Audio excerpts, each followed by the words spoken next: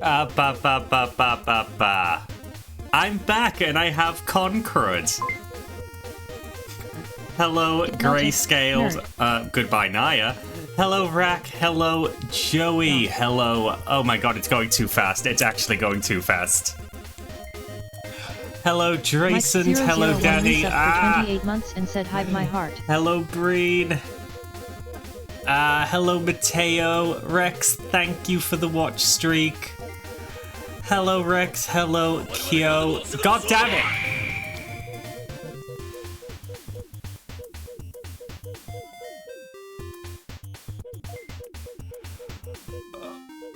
What's happening? Hello, Vagra. Mike, thank you for the resub. Hello, good to see you. Grayscale, thank you for the 130 watch streak. Hello, Cat Chow. Rack, thank you for the 240 streak. Da, hello, thank you for the coffee donation. Oh my god. Train. I'll get to that in a second. Thank you, Da. Hello, Hika. Hello, Sunio. Hello, Fubar. Love. Daddy, thank you for the 7 streak, and what the heck? Level 5 hype train. It's more likely than you think. Could it not be likely? I'm getting overwhelmed. Hi, Washi. Sunio, thank you for the 100 bits. Da, thank you for the 29 months at tier 3. That is insane. Hi, very long time no see. Oh, I caught up. Let me check the coffee donation from Da real quick. What the fuck, Da? Is there a message attached to that?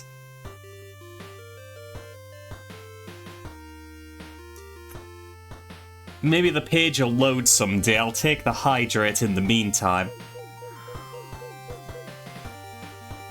Oh, thank you, thank you, thank you.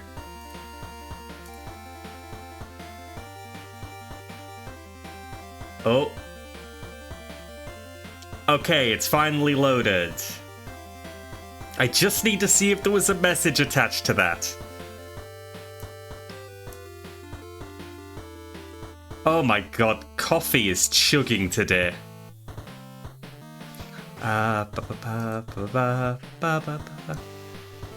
Yeah, Pebbles, Miko does a little dance during a hype train. Okay, I have to load another new page. Oh my god, Coffee, why are you doing this to me? Da donates £50 through Coffee with the message, what better way to welcome you back to Streamerland? Less than 3. Thank you so much, Da. That is so unnecessary. I super appreciate it. That's a lot of money. Oh my gosh. Oh my gosh. Yeah, I'm back from NFC, and what a ride it was. It was great. Great for the most part. I do have a little image slideshow to go through, and oh, heck, I forgot to re-enable show and tell. I do have a show and tell for today. I'm going to make sure that's enabled. I just... There's so much. So much to do. There we go. Can we go back to NFC? Oh, I want to. I want to. Oh no, I think I need to do show and tell through Twitch since I've waited too long. Hey Kabob, good to see you. English muffins at the supermarket in the British Isles. The British. Thank you for the resub, Annie, for 26 months. Good number, good number. Oh my gosh. I'm forgetting where everything is. Clearly a week is all it takes. Clearly a week is all it takes. Aha! Channel point rewards. Where's show and tell? Danny there sent 5 it bits is. and said, I never understood H.P. Lovecraft. He was all like, oh no, I'm so scared of a mysterious, vile island that rises out of the sea, Okay. that's inhabited by fish-like, pallid-fleshed pseudo-humans, that follows a strange and horrible religion, and has a mysterious, inhuman language, but God, I love England.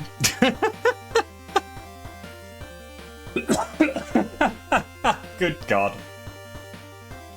Okay, fair play, fair play. Oh my gosh, if you don't mind, I'm gonna let this hype train calm down before we really get started. Oh, heck. Everybody's subs renewing at once. Oh, yeah, Washy, same. The hotel breakfast was so good. What an overwhelming way to start. We've had rice and fish since getting home. Yeah, I've been back to microwave meals. But you know, it's kind of nice to be back to microwave meals, honestly. Cheaper. Lot cheaper. Lot easier to calorie count. Not that I was trying during NFC. That would have been hell. Okay, 4, 3, 2, 1, and the hype train ended done. at level 5 with help from 12 friends. Thank you so much, everybody. And now we're back to the incredibly quiet PowerWash Sim. So let's get some music on in the background and start going through NFC stuff. Let's go. Oh. I think that's a happy volume for that. Ooh, we're starting with Terraria. Washi, thank you for redeeming Show and Tell. I'll start that at a certain point in the spreadsheet, I think. Spreadsheet? Slideshow. I can do words. So. I woke up bright and early to head off to NFC on Tuesday the 18th. Nice little sunrise as the plane took off. Travel went smoothly. Eventually I landed in Copenhagen and took the train over the water to Malmo, which looks as pretty as always. The big 3 towers on the left there are the Clarion. That is in fact where most of the fun was had. That is the main con hotel. And I've thrown in just a couple of extra shots. Malmo's so nice, so nice. A couple of extra photos of the buildings. Thrown in for good measure. But sometimes it was Silent Hill. We had some real Silent Hill days during the convention period. Childhood. Oddly enough, this was not a blue sign, but when I took photos of it, it came out blue, so... oh well.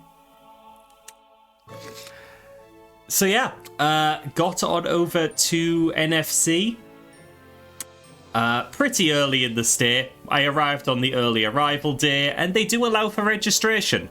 Unlike a certain other European convention I go to, that has an early arrival day where you can't do anything, actually.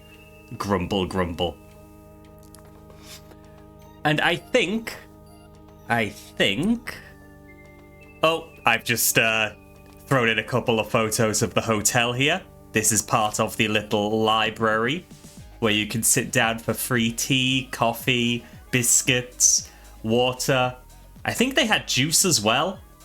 They might have had juice. Or was that just the breakfast? Either way.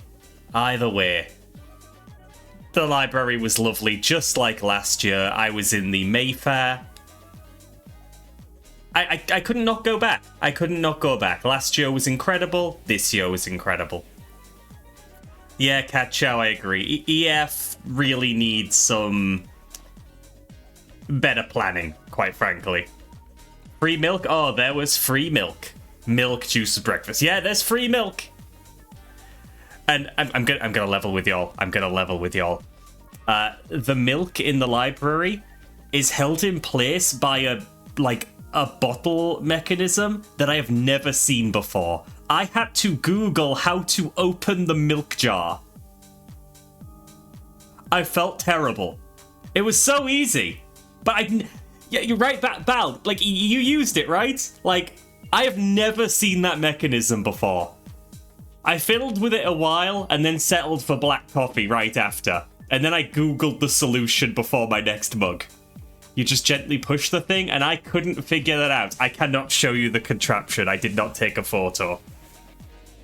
But yeah, it was a little lever system to unhinge a stopper and then hinge it back on. And I couldn't figure it out at first. So Google it and show us. I will not. I will not. I'm too embarrassed already. Viri. Hey, Viri, remember this one? Hey, Viri, remember this one? Viri was my roommate for the period of the convention, and we just took a little photo of our badges hung up beside each other.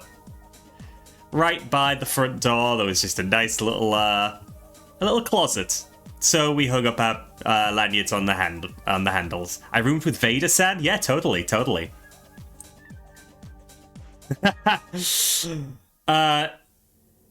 So one of the things that I was given pretty early on was from Mike, who decided to ice these little cookies with, like, so many people's faces. And yeah, I got a little me, and a little me, and a little Breen for good measure. Utterly delightful. Mike, I don't know how Mike had the time, honestly. Like, he says he made so many cookies. He made so many cookies. Like, there were dozens that he didn't ice and just had in a tub for people to take and eat. It was ridiculous. And yeah, I guess I bored myself. I ate the mouse form one already. I've still got the other two, though, because I ate so much during the trip that I was struggling to eat everything I was offered. I ended up going home with a snack pack. So much. But I think... Oh no, why is that underneath? Okay. Let me layer this stuff a bit. There we go. So, show and tell for today. We'll do in big mode. So, I decided to go for the gold sponsor tier of registration for NFC because I really enjoyed my first NFC, which I also gold sponsored for, and I figured, same old. Keep on with the status quo. And I'm so glad I did, because the gold sponsor award is a fucking tea set. Hello, Pi. Hope you're doing well. Welcome in. Like, look at this thing.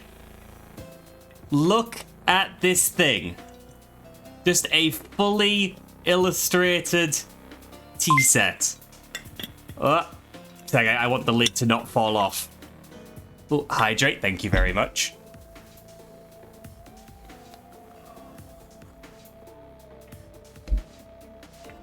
Yep, it has this, nice little flower with the NFC logos as the lid. It has an infuser basket already in the top. And of course, a couple of little cups to drink your tea out of. And let me tell you, I was using this thing every single night. Are you tripping over again? Oh. Don't worry, I'll catch you. Hi, Danny. Nom.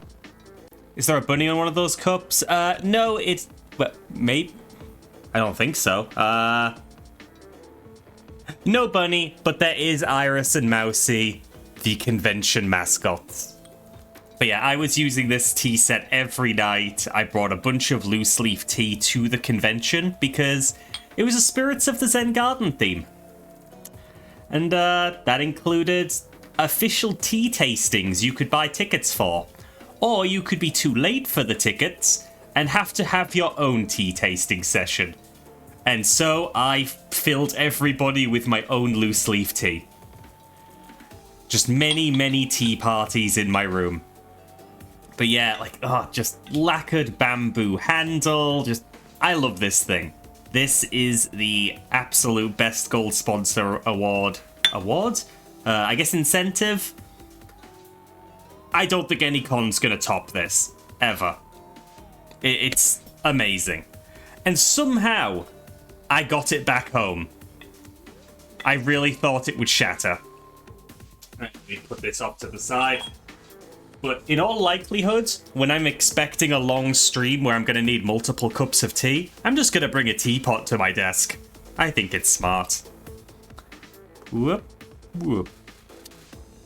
Onwards with the storytelling. So here we have moved on to Valhalla, which is the second venue of Nordic FuzzCon. It's a 5-10 minute walk away from the Clarion, and it contains a lot of stuff. This is the bar and art gallery area where we were watching the opening ceremony because we didn't want to chance the queue in the main venue. As it turns out, there were still seats left over, but we ended up sitting on the floor and watching from the bar area on a projector. Valhalla was home to some nice decorations, such as this lovely little fake river and bridge. Apparently, I put in a second thing Valhalla of the opening is usually ceremony where my there. prey goes after I'm done with them. Thank you, Miko. Valhalla was home to this standee of Mousy, which I just took a photo of because the art's really cute and I want to give him a kiss. And it was home to the arcade. Now, the arcade is one of the biggest glow-ups that NFC had this year. The arcade last year was very cramped, very small. I couldn't even get onto one of the machines. It was just terrible, just terrible. And the amount of people in it meant that it was constantly swelteringly hot. This time, they moved it to Valhalla. They had a much larger room. And God, the amount of variety. This was one of the Guilty Gear games I got to play in the arcade. So, Guilty Gear X, we got to play on the Dreamcast using official Dreamcast fight sticks, which was very cool. I didn't like the fight stick. I went back to a regular controller before long. My friend named his dogs Rolex and Timex. They are his watchdogs.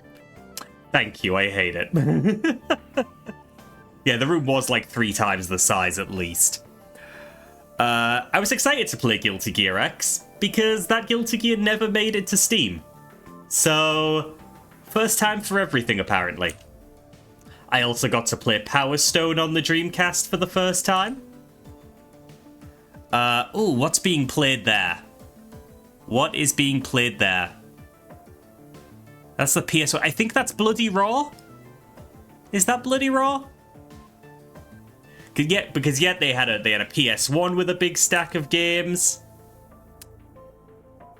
That would be the... Is that the Master System or the Mega Drive?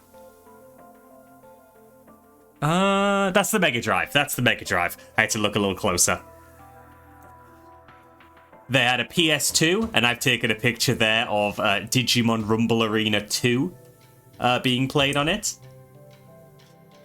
And this annoys me so much. This annoys me so much. I kept making little jabs at nobody's expense, but I made little jabs about... It's a Sega Nintendo, or an Xbox. True. I was making jabs about why would anybody go to the PS5? It has no games. What a waste of space. Turns out it was the only system with Guilty Gear Strive on it. So I actually spent most of my time in the arcade playing Strive with my friends. Thank you for the watch streak, Crystal. Converted several people to Guilty Gear Strive while the convention was going on, which kinda proud of. I'm just a little annoyed that it was on a PS5.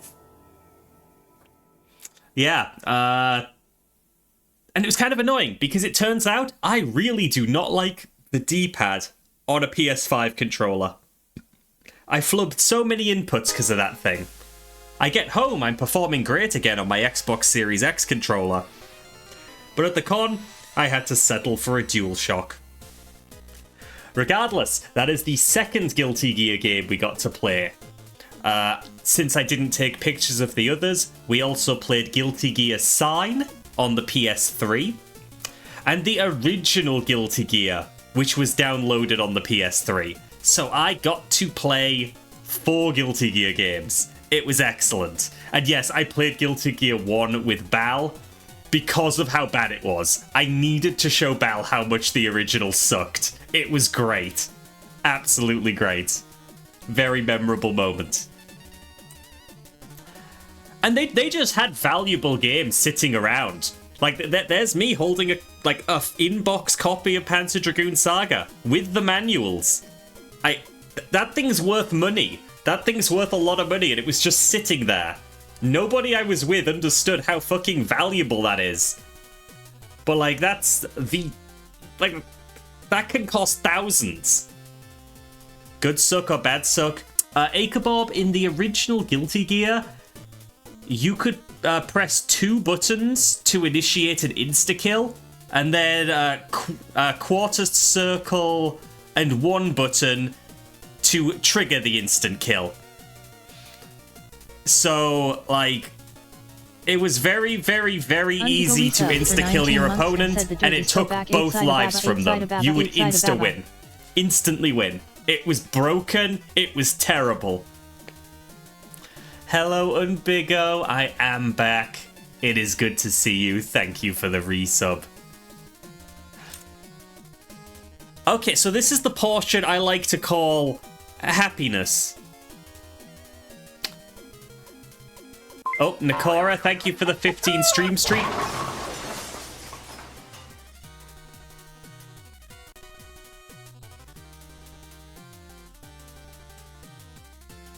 Hi, Kokiri. Yeah, so this was actually my first meal in Malmo. I went to Bastard Burgers, and it was amazing. Now, which burger was this? This was the Double Bastard meal. Featuring the double patty Bastard Burger with Bastard topped fries. And I also got a drink, but the drink wasn't anything Bastard related. Sunio, you didn't get a chance to have Bastard Burger? That's a shame. It's just really nice smash burgers. I also had Max Burger. There we have a chocolate shake and a chicken burger. I tried a nice pizza place. Actually, it was an incredible pizza place. I do it a disservice. I've forgotten its name, but that was a damn good pizza place. I ordered something a little more standard, but everyone I was with, Venice Pizza, that place, highly recommended. Everyone I was with ordered the, what was it? Banana, curry, and pineapple pizza, which I loved apart from the pineapple. The pineapple was the step too far for me. But apparently the pineapple isn't even the traditional part. So, and ham, yes, thank you, Bal. If it was the chicken... No, the chicken wasn't the problem. Just sans the pineapple, I would have loved it. We were swapping slices. Everything was great except the pineapple. I'm sorry, I couldn't handle it. Oh my gosh. Memories. Thank you for the sippy.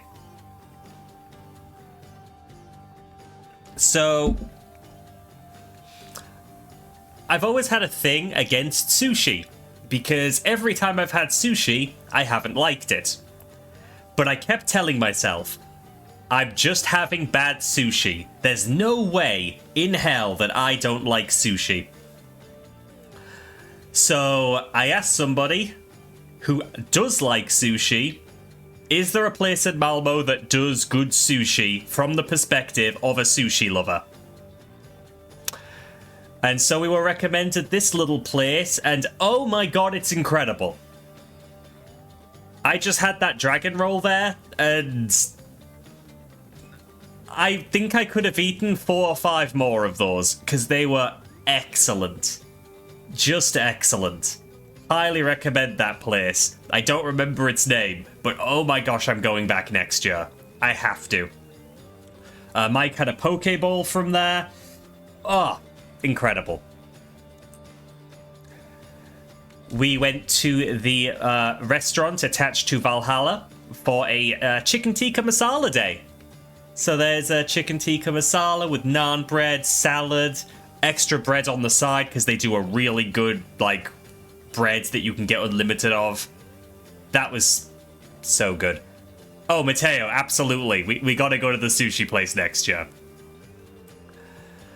There is some ramen from the Pink Head Noodle Bar. Just, oh, excellent, excellent.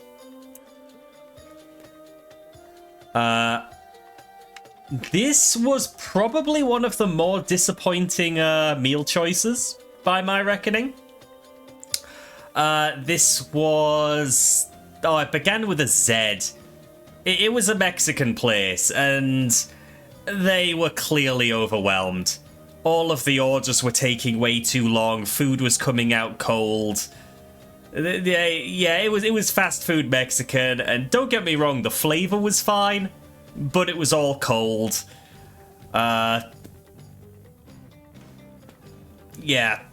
Yeah, Joey got sick, like, just after starting to eat. So, the burrito that is, like, wrapped up in the background there, several of us had to, pick at the burrito filling and try to, make sure it wasn't wasted food.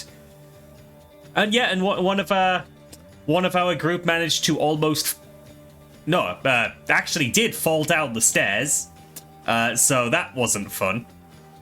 DVD, welcome! We're just doing a little Malmo slideshow, which is... Yeah. We're in the food section. Several of us being just you and me. Okay, yes, it was just me and Sunio.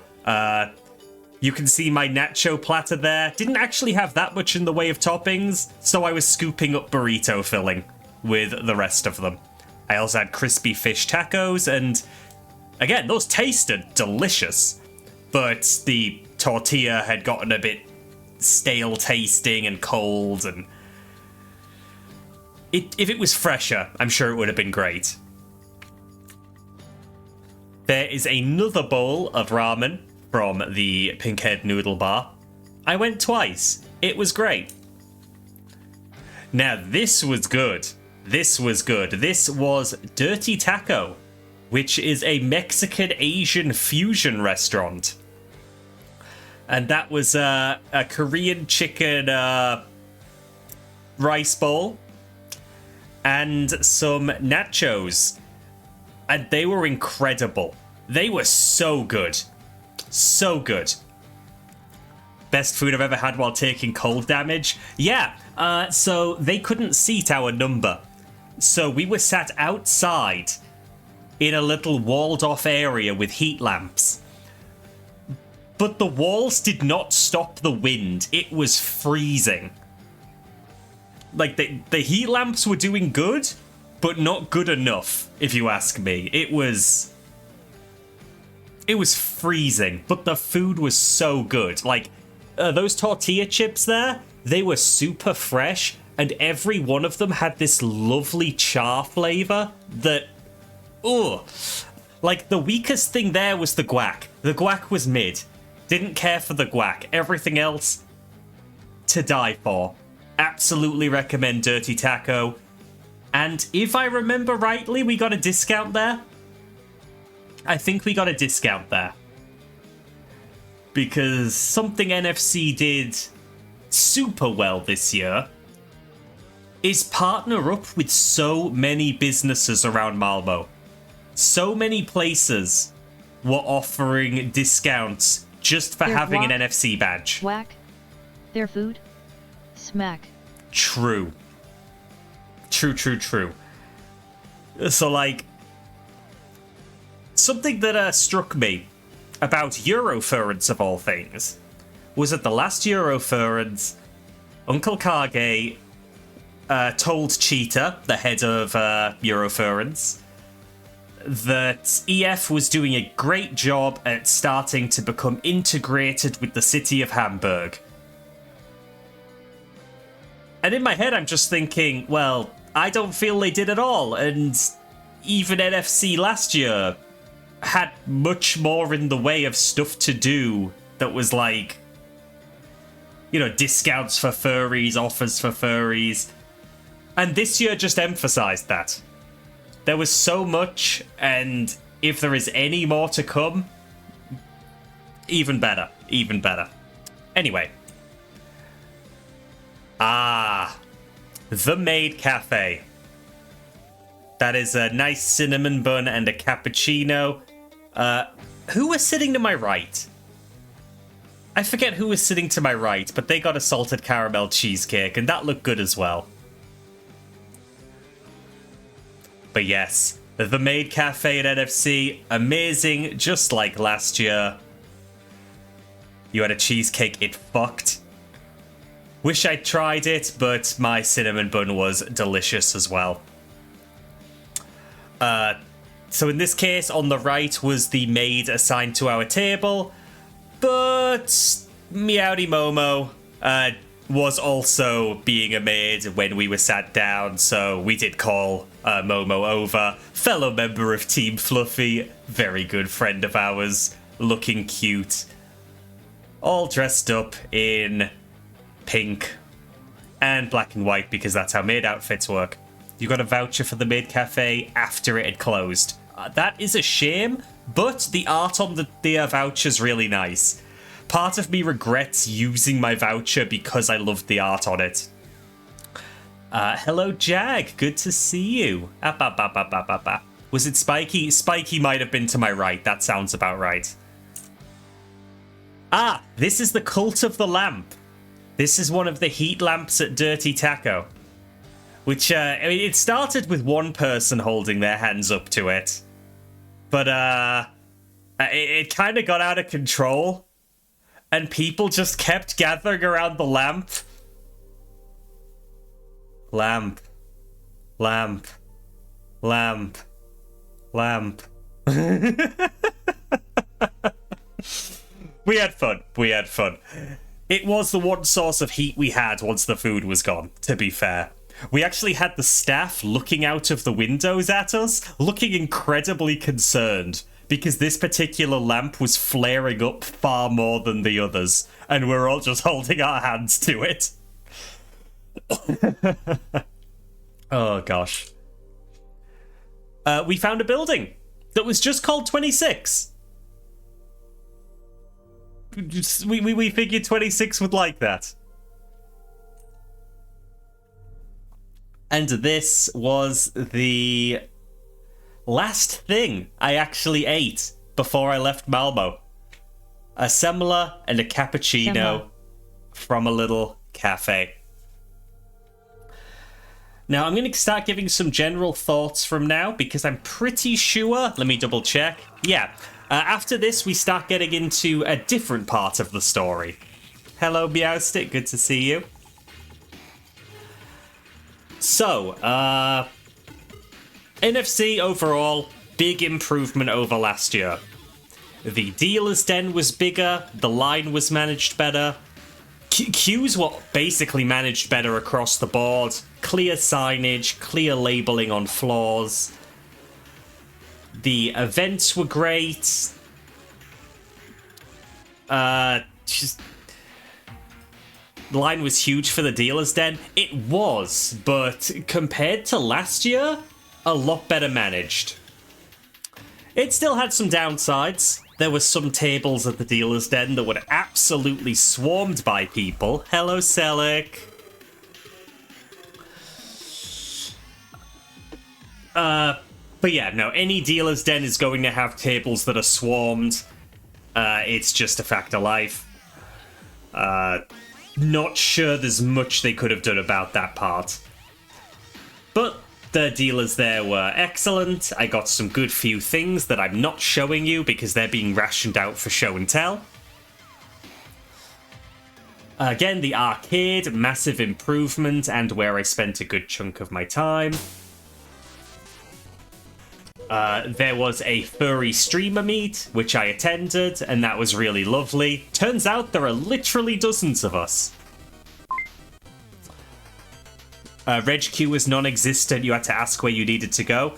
Yeah. So there were times when it was really busy, but when I got there, I basically just walked in, got my sponsor goodies, and walked out.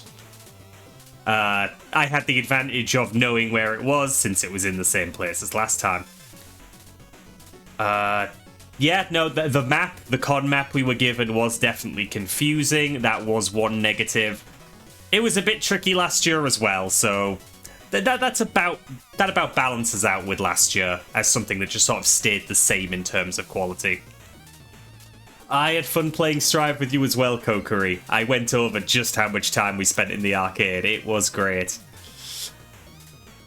Now there was one big downside. One big downside. And that was that this year was the year that they decided to try an After Dark dealer's den. So this isn't something that got worse year on year. This was just them trying something new that didn't work out. So, the After Dark dealer's den was open for one night. And it wasn't just a queue for the After Dark dealer's den. It was also a general After Dark hangout area with a relaxed dress code. And would later become the spot of an After Dark rave. So, I got up there, and there were about a dozen tables in a big square, and that was all of the dealers. All of these tables were completely surrounded by people who were just standing around talking, as part of, I suppose, the general After Dark hangout part of it. Now keep in mind, huge room, massive room, loads of space to hang out. But people were hanging out in the corner where the tables were. Just talking. People were pushing, people were shoving.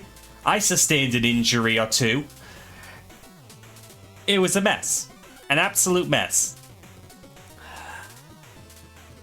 There was one table selling silicone sculptures.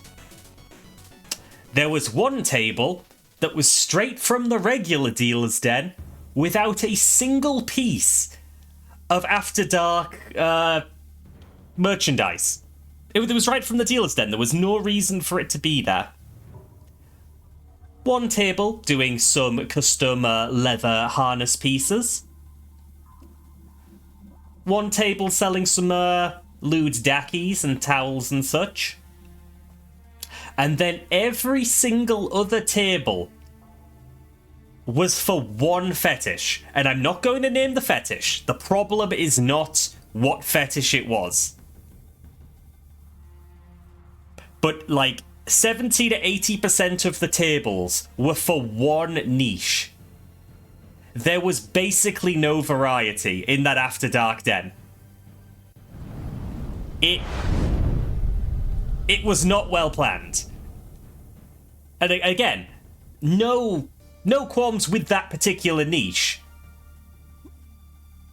But I wanted a place that highlights how much variety there is in this fandom, you know? I wanted to see all of our different kinks coexisting side by side. And it was mostly one niche. And that and people who are into that are probably going to get a lot of shit by people who aren't thinking critically.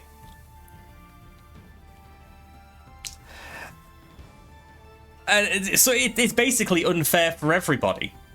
Like, I did make a purchase in the After Dark den at the silicone sculpture table. But it turns out they'd only brought a little bit of stock. Hello, Lena. Hope you're well. Good to see you.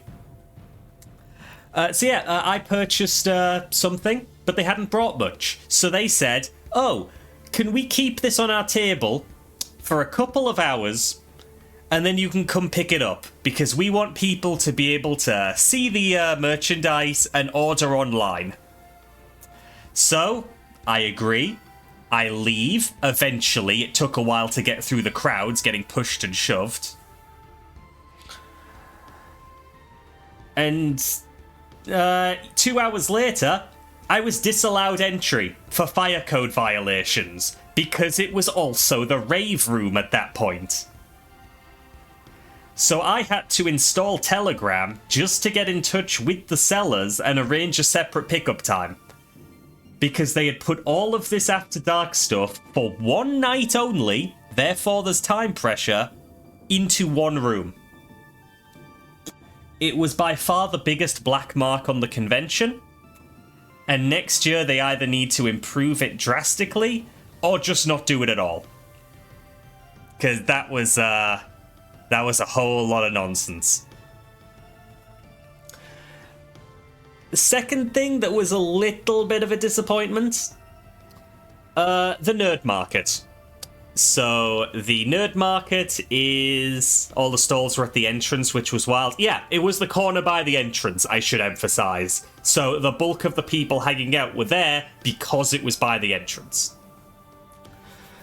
So yeah, the Nerd Market is a chance for local businesses to all show up at the convention center. It's also an open day, so just anybody is allowed into the Clarion on that day, so kids show up to hang out with the suitors and such. Oh, Mateo, you take care. Thanks for being here. Yeah, last year, the Nerd Market is where I got a whole bunch of Digimon cards, I got some PS1 games, some Game Boy Advance games, some plushies. It was great.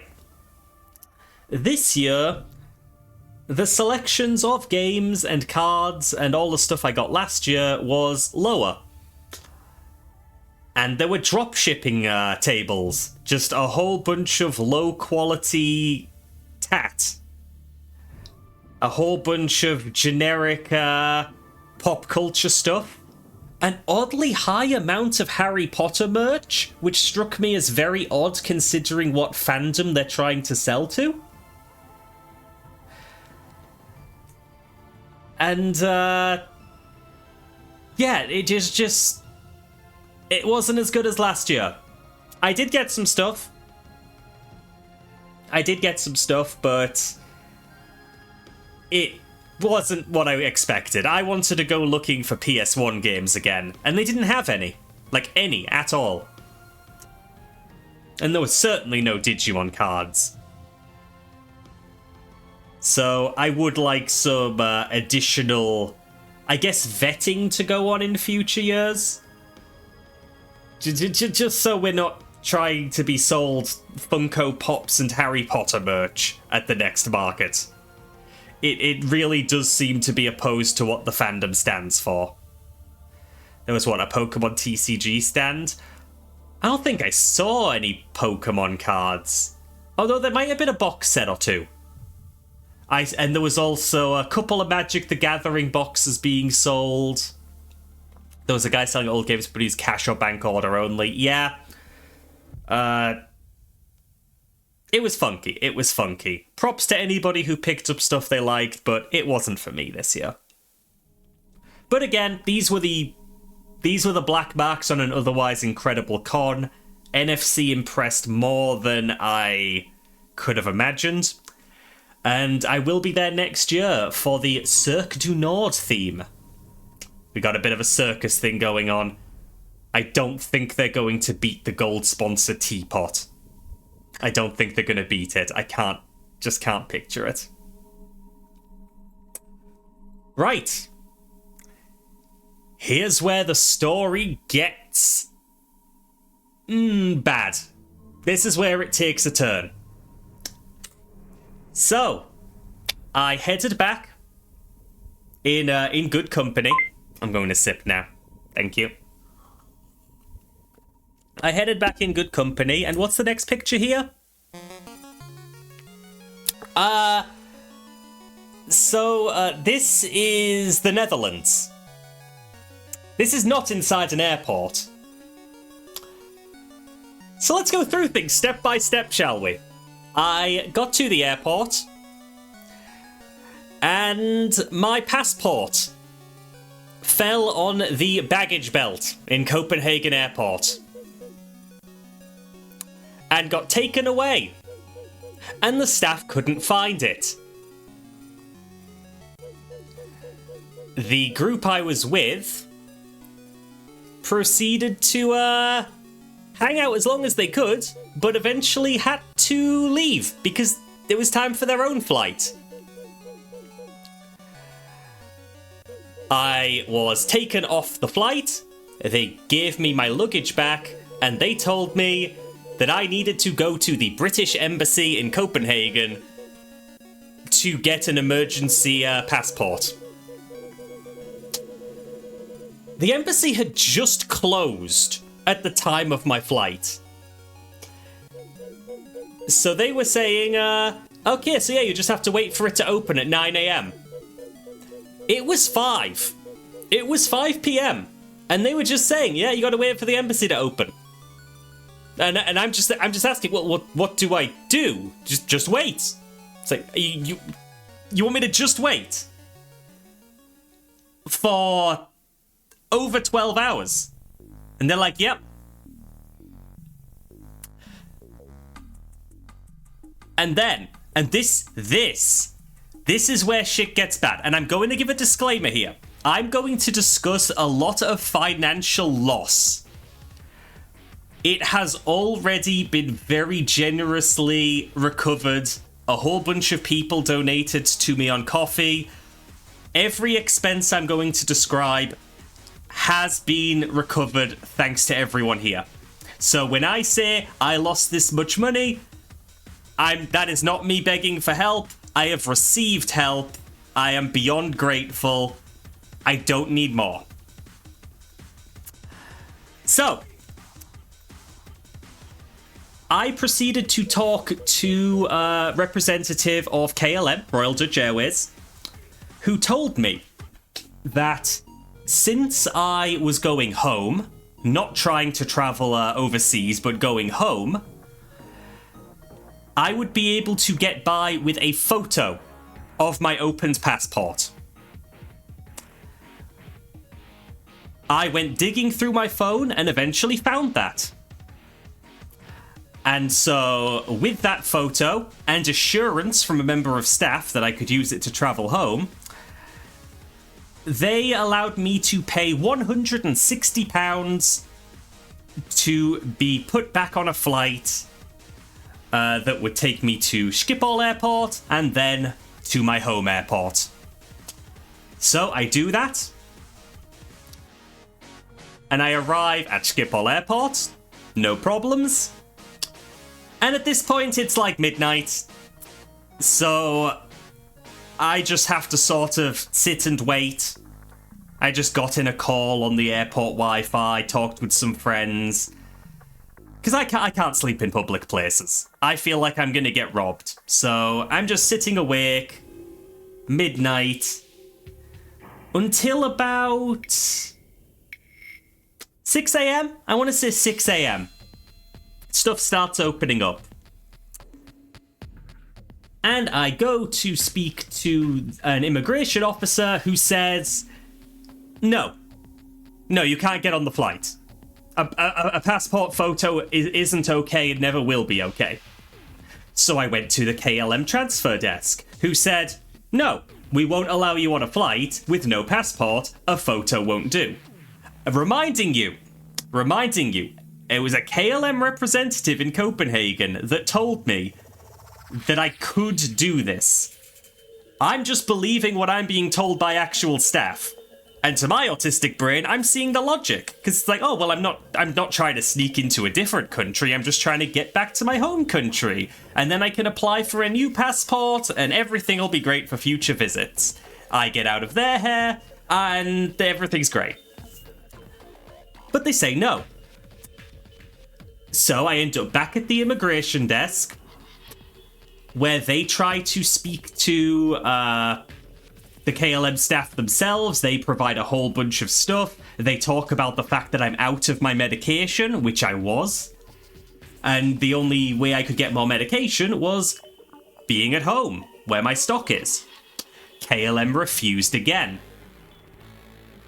I have to assume they thought getting home was inside the EU because... I don't know. I told them. I was trying to get back to England, but... I don't know, a lot of people were lying to me and not listening to me, and I was in circular arguments for the entire goddamn trip. And keeping in mind, I'm not sleeping during this time, I'm not eating during this time, I'm barely getting to hydrate during this time. So I'm in Amsterdam, being told I am not allowed to travel, I am an undocumented foreigner. They can't help me unless I go to the embassy. After all of these shenanigans with being refused... And again, I paid £160 for this rebooking flight. They took me off it because the time was getting too close. And finally, by this time, the British Embassy opened. So I call them as soon as they're available. I explain the situation... And they tell me I need to apply online for an emergency passport. Now, I had actually tried this already in Copenhagen. When they were still trying to find my passport, and before I had paid the rebooking fee, I found this website. I put in the dates of travel, because it asks for the dates of travel, and it refuses. It says that I need to enter a date in the future. A date in the future isn't when my flights are, it's asking when my flights are. So I'm thinking something's wrong. So on the phone, I tell them this, and they go, oh, no, you need to put a date in the future. Like, just put in tomorrow, and that's fine. So I just say, oh, so I need to lie about when my flights are. She goes, yes, you do.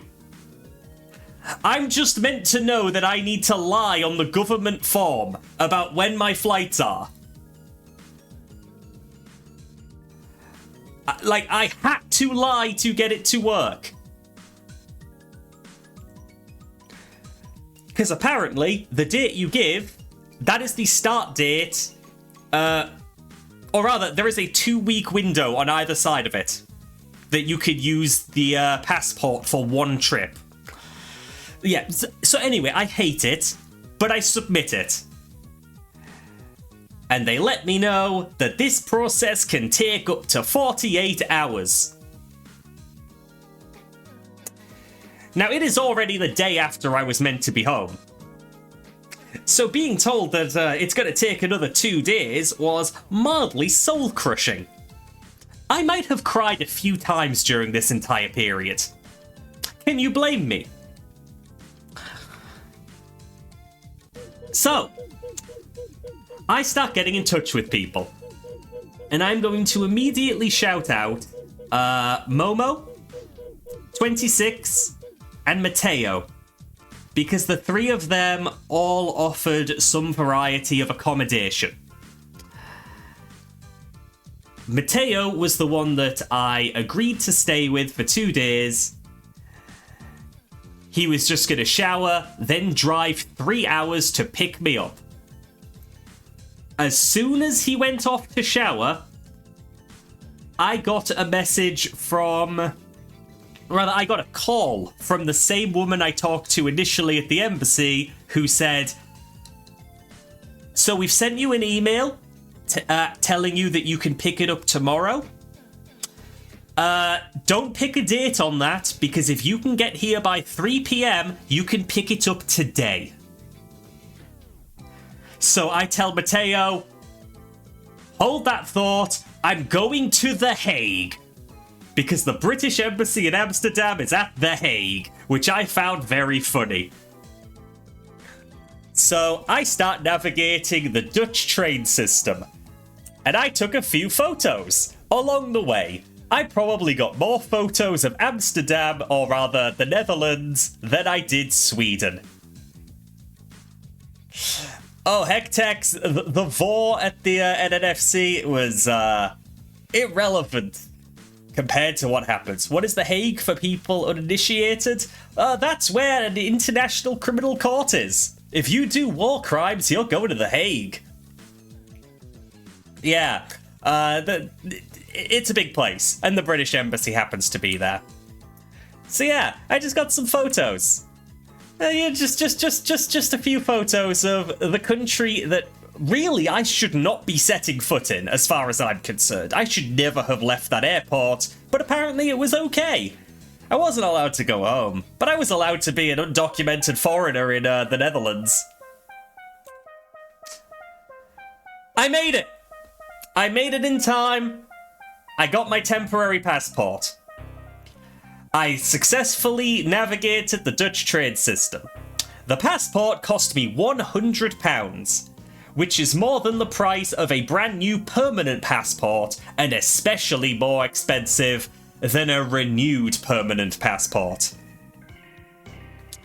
And of course, I spent £20 on the day ticket for the train access.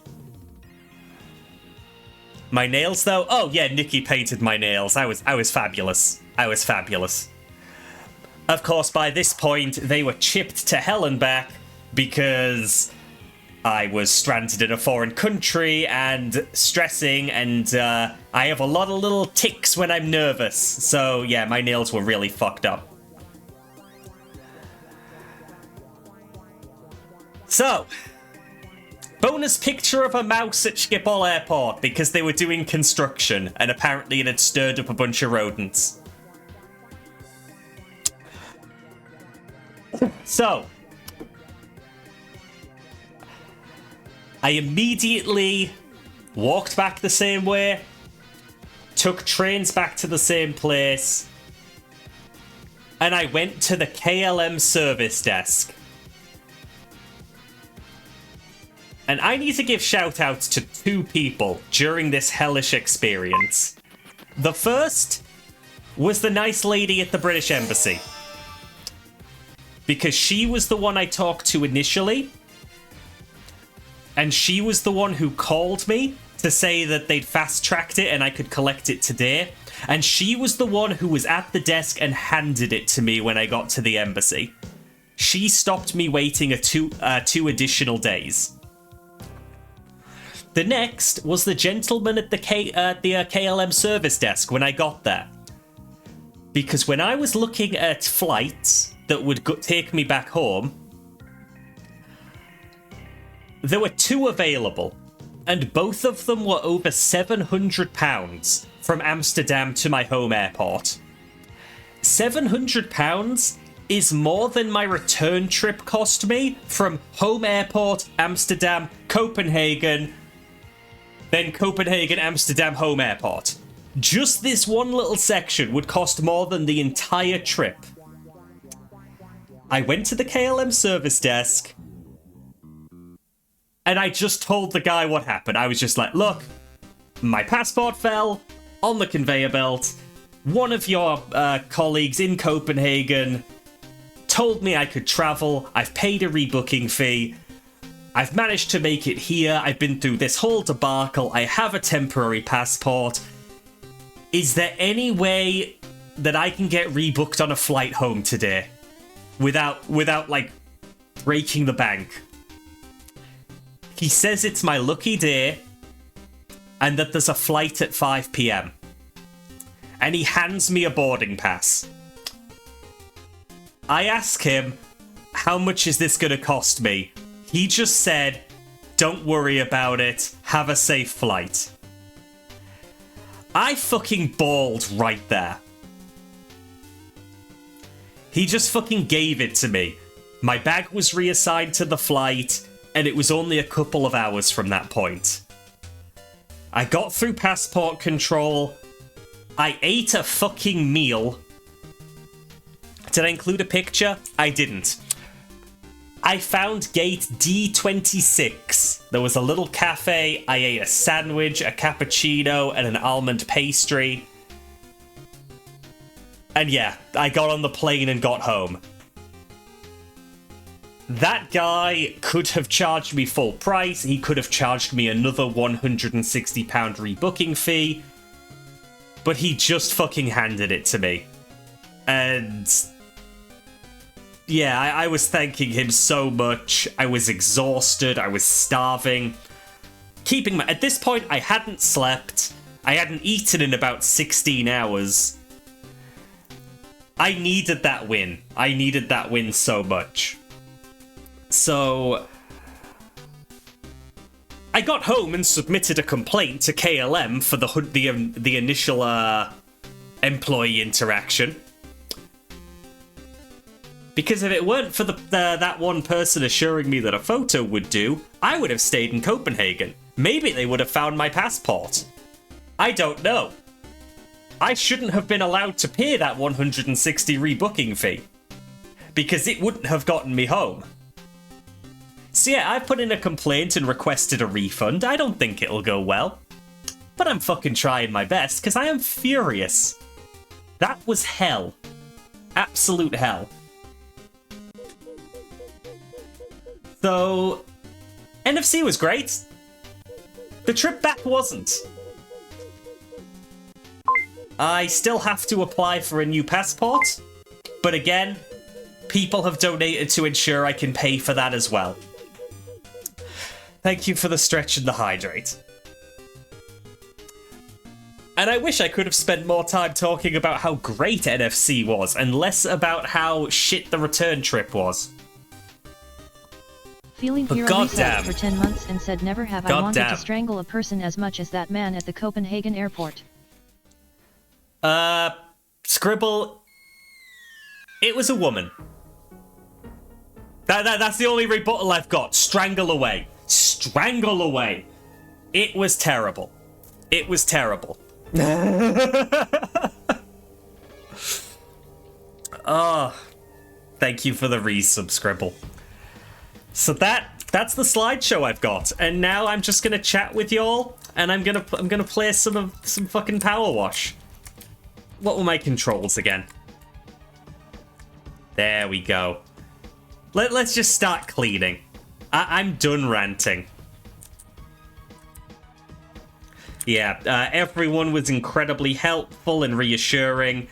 I got so much, so many DMs of support that I couldn't respond to in the moment, and the backlog got too great for me to keep up with, but, like, everyone who sent a message of support is massively appreciated. I was reading them all, even if I was otherwise either trying to conserve battery or actively on the phone to an embassy or pulling up evidence of stuff for immigration. Like,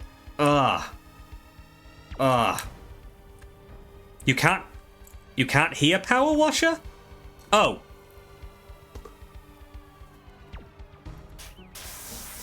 There we go. There we go. Just... It was a lot. It was a lot. Yeah, I can see how you'd have problems with it all, Pi.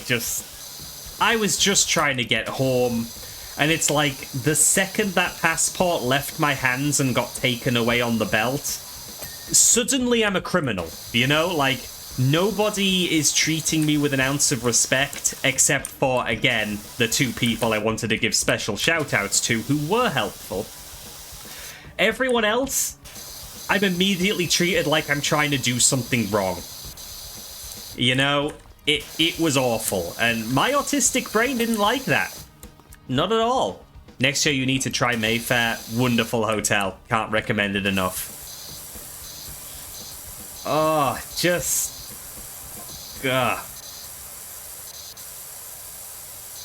Yeah, no, I took far too many things at face value, apparently. I trusted that people knew what they were talking about, only for literally everybody else. Like, as I'd start saying that someone told me that I could get by with a photo of my passport, they would immediately start shaking their heads like they knew it was wrong. They knew it was wrong immediately. And they couldn't believe that what happened, but that didn't make it any better for me. Because being lied to is apparently no defense. Grey Cloud resubbed for 8 months and said, speaking of criminals, I'm popping into stream while I'm on lunch in the office to welcome you back home. Missed you, Dirk. Thank you, Tarze. I appreciate the resub. I've missed everyone here. Even the people who I saw just a few days ago at NFC. I miss you. I want to go back. But I can't because I don't have a legal passport right now.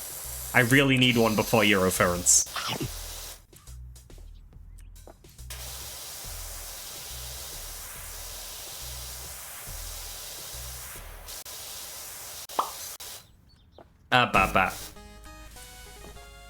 Yeah, It really was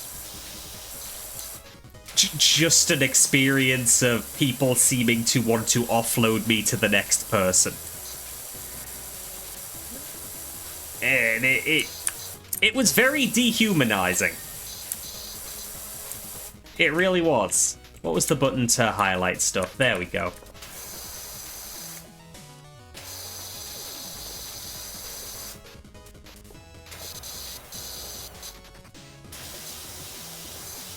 Good heavens. There's just stuff that I don't think I've missed, but I very much missed.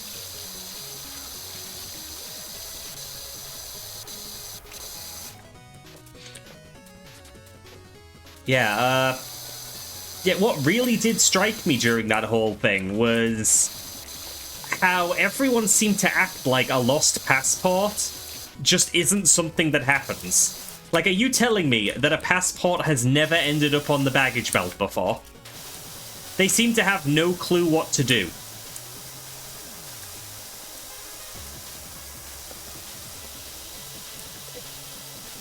Like, just, good God. And, oh, I neglected to mention, I have travel insurance. When I booked my flights with KLM, I chose the travel insurance that they list on their site. And every single staff member told me, both on the phone and in person, that KLM doesn't handle the travel insurance that they sold me. And when I asked, okay, well, who does? How can I chase this up? None of them knew. None of them. Not a single person knows how to actually invoke the travel insurance. And when I actually checked the email, confirming that I purchased it, it has no contact details. There's nothing. Like, they were happy to take my money. But I mean that's the thing, isn't it? That's the thing with travel insurance. They make their money by people paying for it and not needing to invoke it. And sure enough, most people won't have to. But it turns out, you just can't with them. You just can't. There's no actual way to get that travel insurance, like, acted on. So, if you're booking with KLM, don't pick their default travel insurance, because they don't handle it. And from the looks of things, no one does. You're just paying for nothing. You're paying to say that you have travel insurance that you don't actually have. If you're booking with KLM, don't. Like, it really fucking sucks, because I've never had an issue with KLM until now. Their flights are good. They feed you as part of your booking. Like, you don't have to pay extra for your food or your drinks. Like, they take good care of me on the actual flights, and everything is nice and professional. But this experience was nightmarish. And I wish I could just say, oh, well, I'm not going with KLM anymore, because not going with KLM means not doing cons. Because every fucking way my local airport can take me to a convention is through KLM. How did your passport end up on the luggage belt anyway? So I was doing the self-checkout. The baggage's self-checkout. Self-check-in, sorry. So I got the label printed for my case. I wrapped it around the handle. And then while it's on the belt and weighing it up, it says, please scan boarding pass. So, without thinking, I just place my passport on the nearest surface, which is my bag. And the instant that I scan my boarding pass, it goes. It just moves. Like, no amount of speed could have let me grab that passport. No amount of speed. It was instant. And I was worried that I'd, like, done something wrong up until this point. So, I'm just happy. Like, I'm just like, oh, great, everything's scanned okay. I haven't done anything wrong. And the second it started moving and was out of my reach, the very first thing I did was run to somebody at the desks, at the check-in desks, and alert them. Somebody was alerted within 2 seconds of that thing taking off. And he calmly started talking on his walkie-talkie. He didn't rush right over to see if he could grab it. He just got on his walkie-talkie. I think he misunderstood what I was trying to tell him, because there was no urgency, and before I knew it, it was gone. Like, I had placed it somewhere I shouldn't have, and I can own up to that. But my immediate response to, like, inform the nearest staff member, I feel that was that was me doing everything right. Don't those belts have an emergency stop? As it turns out, yes. I didn't know that was there. Turns out, big red button that looks like you shouldn't push it, that was when I should have pushed it.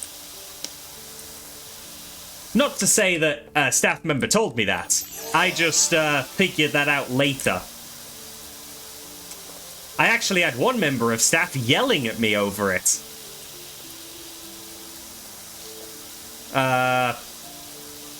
About the situation.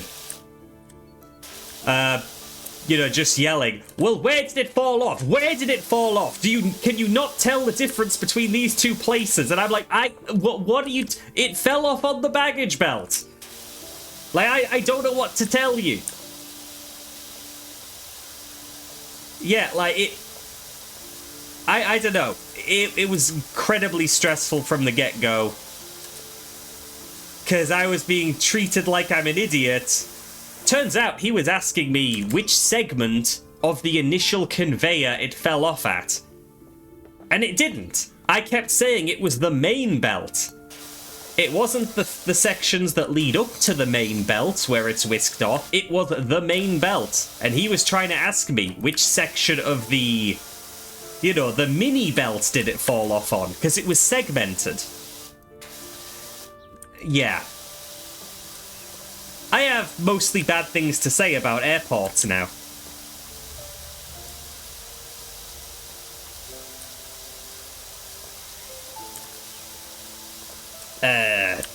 So yeah. It all sucked. And just to confirm, as soon as I signed up for my emergency passport, that automatically gets rid of the old one. So it's not like I can suddenly get contacted by Copenhagen Airport being like, oh, we found your passport, you don't have to get a new one. No, it's deactivated. So I have to pay to get the new passport. Again, it's covered, people have already helped me with that. But it's just an extra little bit of shit, you know? How bad is the fee? I will have to pay £88.50 to get a new passport. But again, yes, Lena, that much. That is how much it is for a renewal in case of expiry or loss or theft.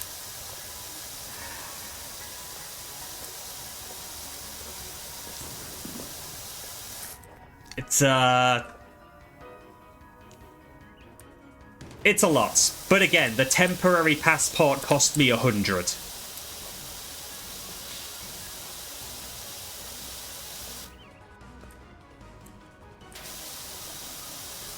Yeah, like... And, you know, part of me could have said, this is just back to the guy that was yelling. It could have been said, oh, well, maybe you're remembering it wrong because you were so stressed and everything felt like yelling at that point. I was hanging out with Artie and Seko and Patches at the time. They were sort of standing off in the distance waiting for me to figure stuff out. They came over to me and asked if I was okay because the guy was clearly having a go from a distance. They charge you for an emergency passport? Oh, they certainly do. They certainly do.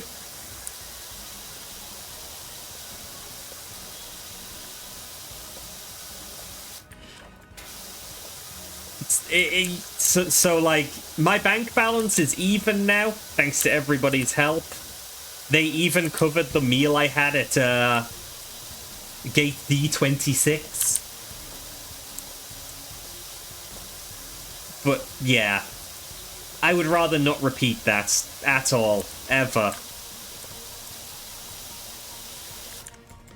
Your husband ran into a similar issue when he visited the UK. He ran the passport through the wash and destroyed it. You have to go to the US Embassy in London to get an emergency replacement. You were refused entry.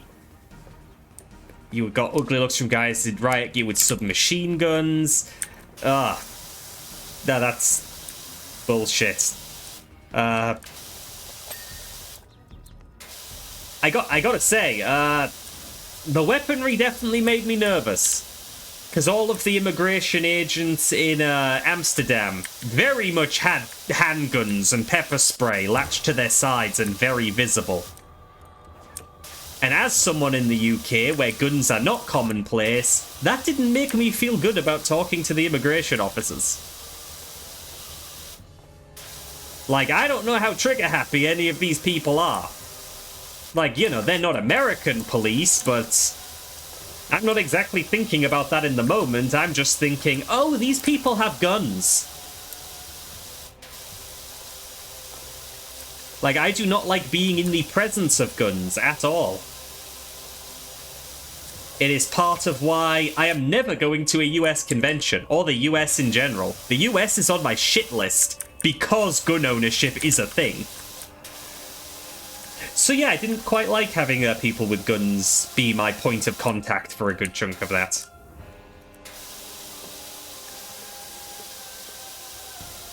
Saw some guys in Germany who were full on tactical MP5s. I do not like that either. Whoop.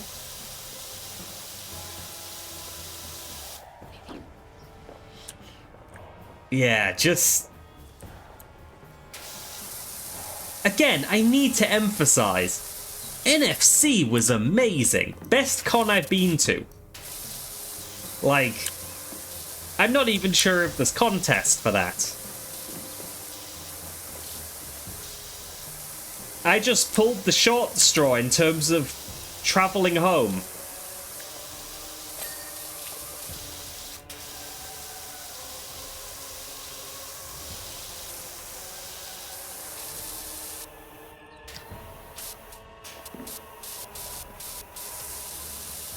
God. Pi, if you ask me, anybody who would point a gun at somebody over being annoyed should never own a firearm. What the fuck? If you hold one of those things up, you need to be ready to kill somebody. And if somebody annoys you, that does not justify threatening to kill them.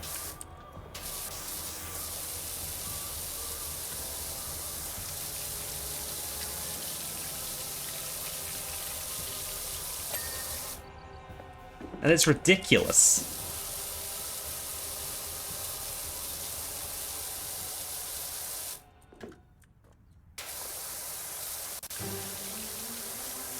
Good heavens.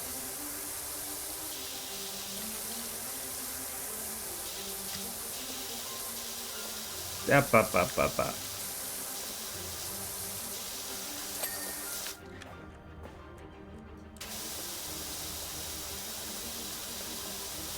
So yeah, I got home after that whole ordeal. My friend was there to pick me up from the airport. My passport got looked at UK passport control slightly longer than I'd have liked. Because at that point, I feel like something's just not going to go my way and I'm going to be detained for some reason. But I was let through. My baggage was there. When I got home, I got to find that none of my stuff had broken, despite my suitcase being offloaded and put into storage and, you know, multiple times. Everything survived. Ugh.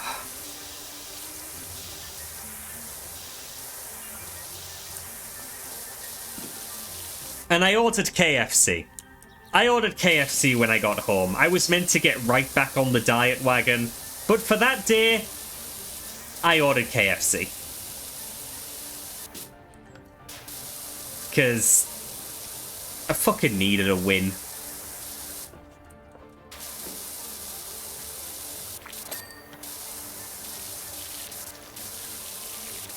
However, on the subject of KFC, I will... Yeah, Viri brings it up. If you are in Malmo, you might look at the KFC that is near the Max Burger in the same plaza and go, oh, that might be good for variety. Because we did in our group. Instead of getting Max Burger again, we went to KFC. It's not good KFC. It's bad. I am very much in the camp of KFC is a good restaurant, but KFC has quality control issues, and that is a bad KFC. It wasn't good. It wasn't good.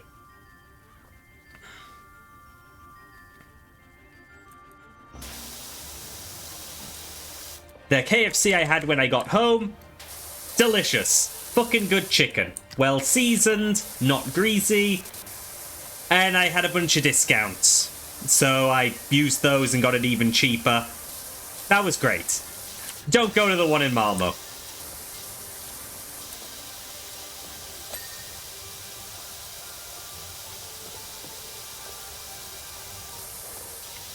Like, KFC has quality control issues enough that my town has 2 of them. One of them is great, the other is mid. I never go to the mid one. The good one is plenty enough.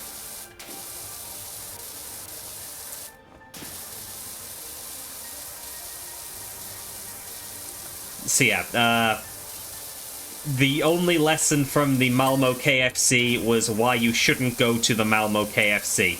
Next year, I'll give it a miss.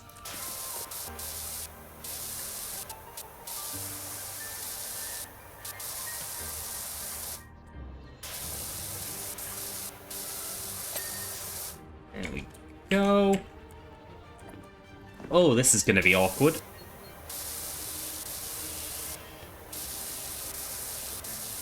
Yeah, like, pie noodle.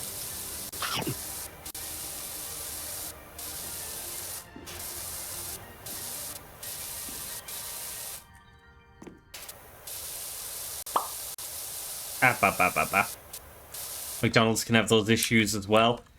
Yeah, I wish things just had consistency. What's your favorite food place that I've seen? Why was it Max Burger? I mean, it was the sushi place, actually. Because that was just sublime.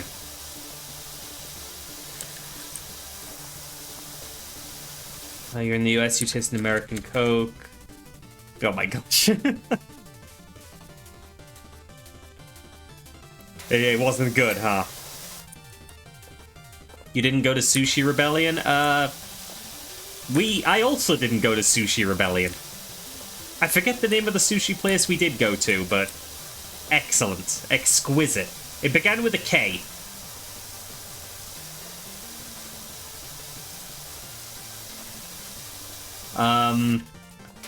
Thank you, Washi. Because that place deserves a shout-out.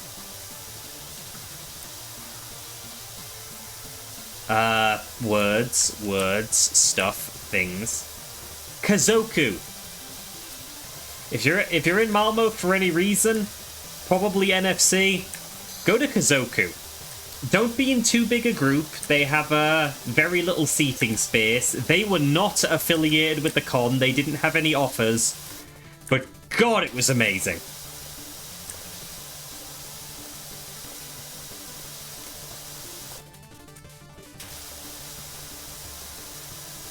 Oh, heavens.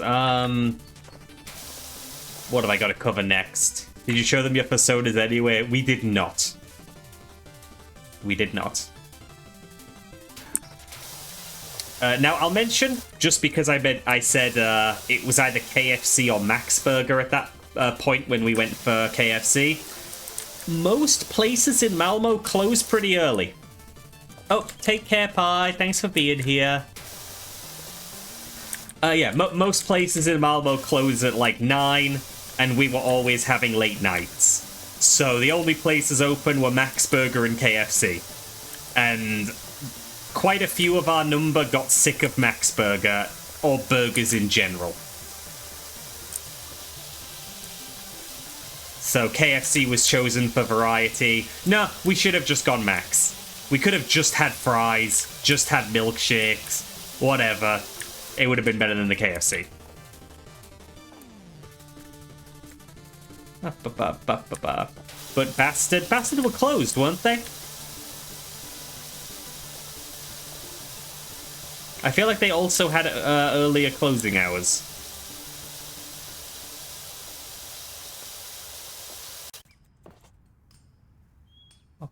Bastard went till 9, but had late closing someday. Right.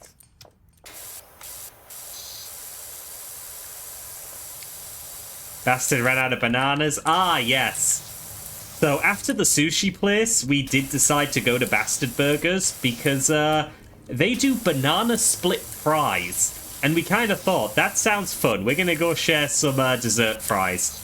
They were out of bananas. So 2 years on, I still have not tried the dessert fries.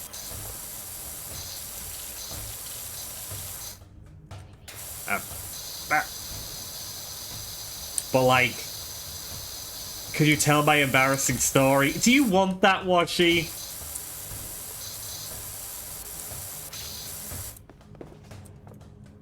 Do you really want that? Okay, so we all went there with the plan of getting those dessert fries, and that was the whole plan. We were going to get dessert fries and eat them in the restaurant. When they didn't have those dessert fries, everything became a panic. So, Washi ordered a milkshake, because that's still a kind of dessert. Viri and I also ordered milkshakes. But we ordered ours to go, and Washi didn't specify. Our communication had completely broken down. So, some of us didn't order anything. Some of us ordered milkshakes to go. Washi did not. So Washi asks for a cup to transfer his milkshake into, so it was to go. And does in fact make a mess of things, and spill a bunch of milkshake and get extremely embarrassed. Tensions got high because of all of this miscommunication. Washi finishes his milkshake to go before we've all been served. And so it all feels like it's for nothing. And then I think it was Daya. Daya ordered a full-on meal to eat in. I will hydrate and stretch, thank you.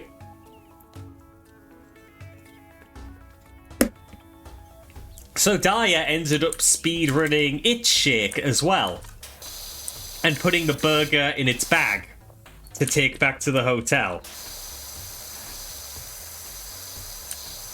all in all, it got very messy.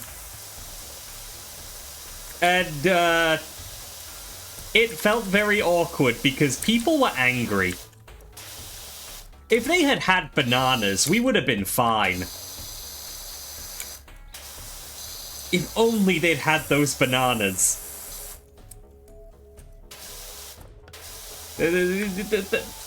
People got angry. It wasn't fun.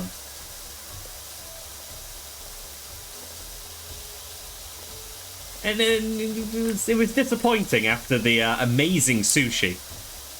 So yeah, we went without the banana split fries. Never having banana again unless it's on a pizza. True.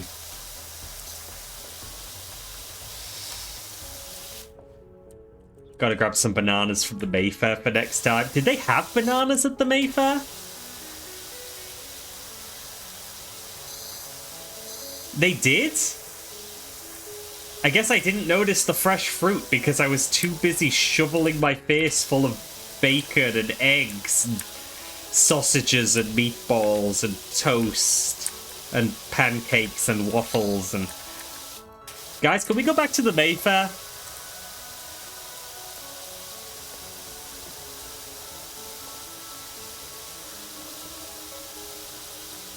What if you did show up with bananas?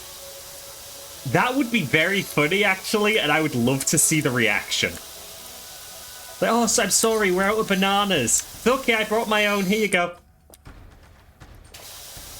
My waistline can't afford more Mayfair. Yeah, you know,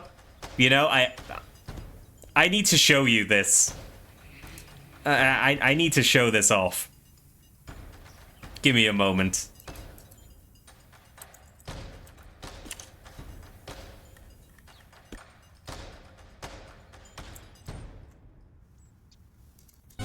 Oh, I can do better than that.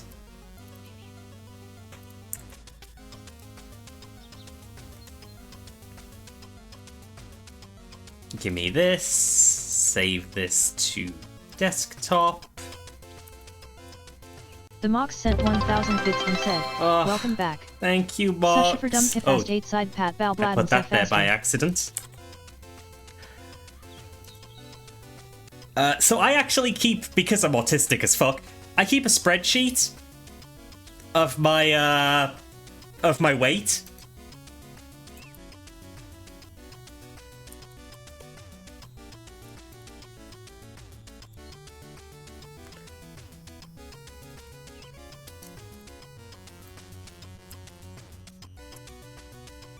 See that big old spike? See that big old spike at the end there?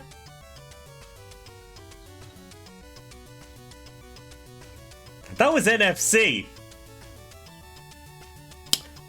We're working our way back down. You know, that kind of weight doesn't just stick. Things normalize. But yeah, I put on 3 to 4 kilograms. Flicky did like that. 500 bits and said, good. But also, calorie counting works. Look how high I was back then.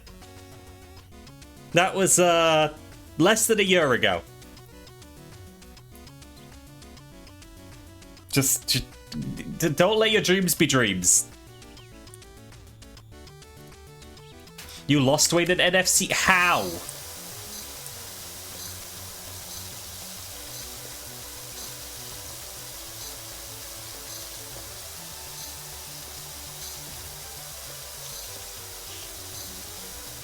Like, I guess I just eat way too much.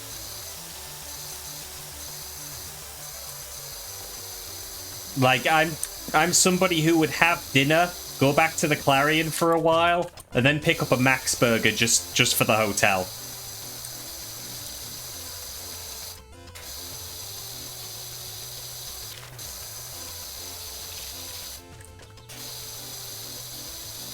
Goddamn, oh, so...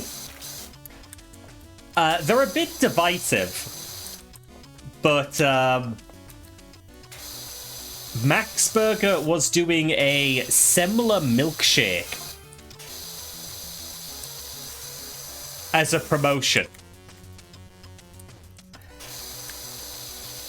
And oh my god, I ended up getting multiple of those. It was basically a vanilla and almond flavored milkshake with like a fucking cinnamon donut wedged in the top. Like, it wasn't a semler, it was just a donut. But it had vanilla and almond and...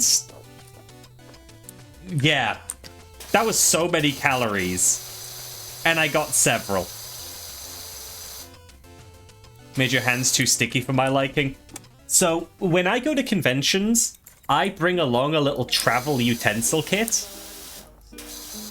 What? I don't need the Terry Kavanagh song. Why is that in there? Gone. Gone forever. Terraria time. So yeah, I have my little travel utensil kit. And I was drinking my semler milkshake like normal. Because it's a donut, you just drink it through the hole of the donut with a straw. But as I started running out, the donut started sinking. So I started trying to fish it out with the paper straw. Obviously that didn't work. Why would that work? And eventually, I just decide to get my cutlery set out, get a spoon, and I just sort of mixed the remaining milkshake with the, like, decimated donut, and just basically eat that as a dessert in and of itself. That was actually the way to do it. That was delicious. The donut wouldn't fit inside the cup when you had it? Yeah, mine got mashed down enough when I was trying to scoop it. But yeah, mixing the cinnamon donut with the vanilla and almond shake and just eating it like a cakey dessert. That was excellent. A decimated donut at a FurCon has implications. Well, that didn't happen to me for reasons of I'm on the ace spectrum.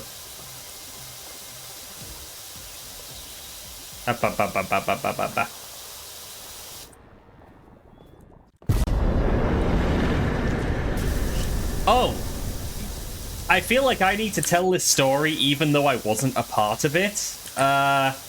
Apparently, there was an ace meet at NFC. Yeah, Bal was there. Thank you for the hydrate. So, correct me if I'm wrong about any part of this, Bal. But from what I hear, the Ace Meet was intended to be a PowerPoint presentation. Except the PowerPoint presentation part wasn't working, so it was just a guy talking. Do I have that right?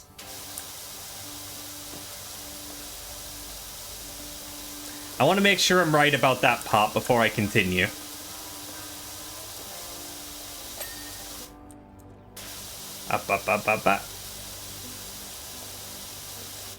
It was advertised in the meet and greet, but he wanted to hold a presentation. Hardware didn't work, but he was dedicated. So yeah, it was a PowerPoint presentation without the actual PowerPoint at that. And apparently, it was a presentation about what an ace person was. This was the ace meet, where people who are ace go. And it was a presentation about what an ace person is. They know. They're ace. It's why they are there. Like, if it was a panel called What is Asexuality? Explaining the asexual spectrum, something like that, okay, fair. That's where someone goes to be educated. But yeah, Ace Meet was a presentation about what ace people are. In case y'all didn't know what you were.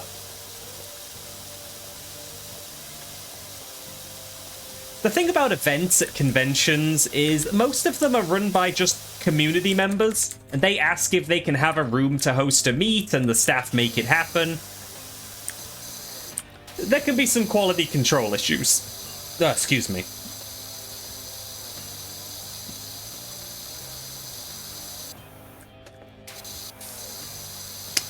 As said, I did not go to the Ace meet. I did go to the Vor meet, though, and that was an improvement over last year's Vor meet. A huge improvement over last year's Vor meet. Last year, they gave us a very tiny room that was very cramped in the wrong ways.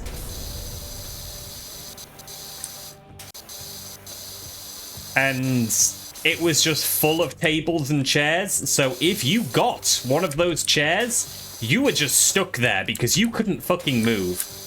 And you basically just sat there with your friends talking about what you usually talk about. Did I get bored? I once again have survived the Vor meet, so, you know, I can't give it all the credit. Oh, hi, Belle.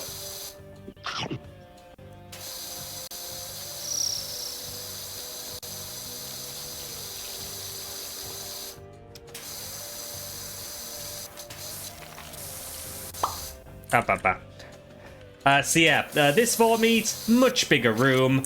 There were tables, but it was mostly open space, so you were mobile, you were mingling. It was nice. It was nice. It was better than last year by just for the room size alone.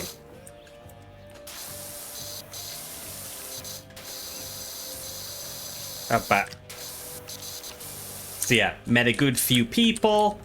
Got recognized as well. One of my lurkers, whom I love very much, was able to say that they watch my streams and I got to give them the custom Digimon and Pokemon cards, and I thanked them for lurking because lurkers are valuable. I'm also still getting used to the idea of being recognized at furry cons. Especially, might I add, recognized as a streamer at the Vor meet. Not all of the art where I get eaten and is uploaded by some popular furries on their galleries. I was recognized for being a streamer. And that was neat. That was neat.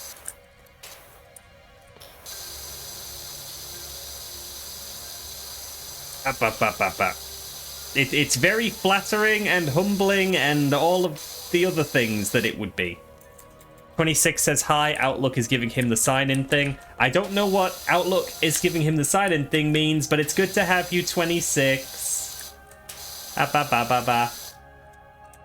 Pop your fur.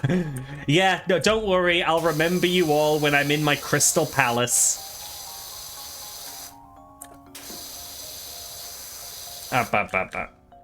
You can't believe you actually met me at EF 2022 and not just last year.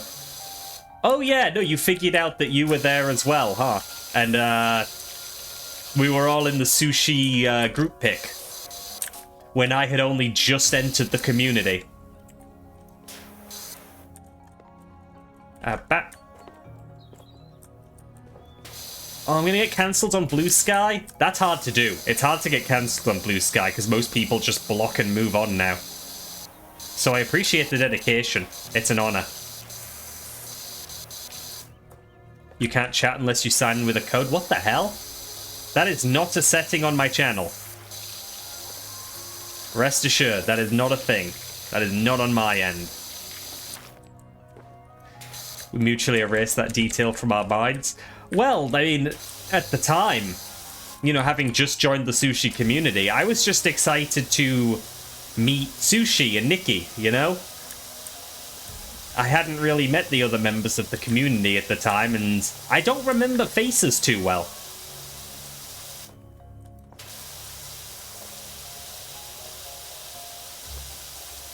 Also, God, that was at the Estral, which EF isn't at anymore. And that's a shame, I really liked the Estral.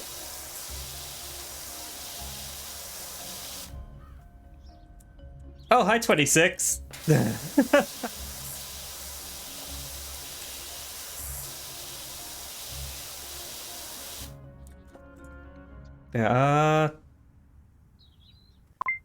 There we go. Up. Is it all good now, 26? Have you got access? No. Ba.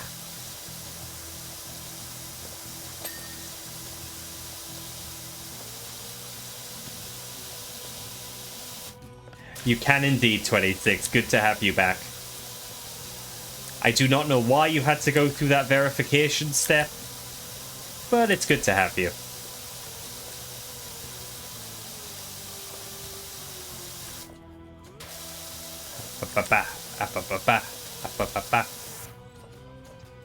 Oh, so yeah, I still have a bit of Conquered. Just a little bit. I'm very sniffly. I don't think it's anything serious. I don't think it's anything serious at all. Which I am thankful about. I think there was just a lot of ick from the amount of temperature changing going on. Because Malmo is cold. Malmo is very cold.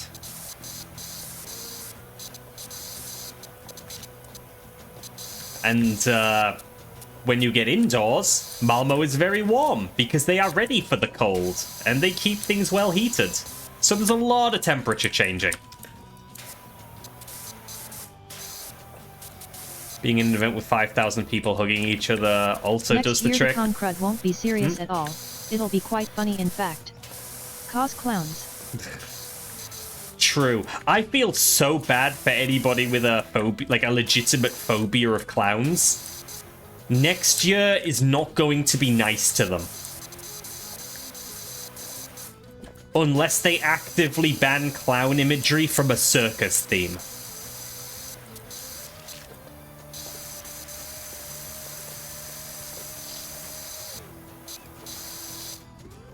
It's going to be Ballatrocon. We were all making that joke when we were watching the ceremony.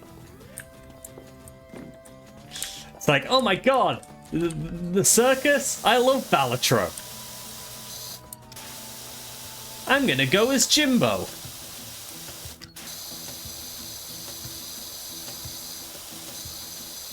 Oh my god, 26.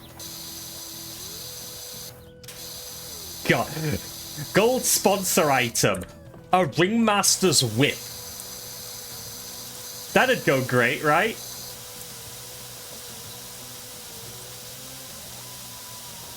I won't have to dress up, I'm already a clown. True for so many of us. True for so many of us. Characters in the reveal video were adorable. I just love how well animated it all was. After the opening ceremony was so live-action focused, I was worried that they didn't do any of the animation this time around. But nah, the closing ceremony delivered. Also, NFC beat Eurofurrence's numbers from last year, so it is once again the biggest FurCon in Europe. Very well deserved. I do not think EF holds a candle to it. And, like, I've had this thought of, like, judging FurCons should be done on a 2 attendance basis. Because, you know, any con can just have a bad year. And this was my second NFC, which means I have been to all 3 of the cons I've attended at least 3 times. 2 times, rather. So my official rankings as of February 2025 are that NFC is in first place, followed by Confuzzled, followed by Eurofurence. And that is not to say that any of them are bad. But Eurofurence is just in a bad area. Like, I don't feel safe in Hamburg. So no matter how good they make the con, it has to take the bronze. Oh, and yeah, Viri gets the honor of being my first ever repeat roommate. Because I've had people room with me who have then quit cons. And I'm not sure if I should be personally offended.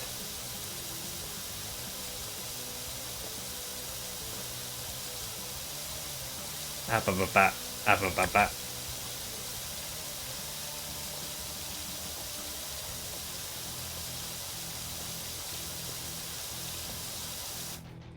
Ugh.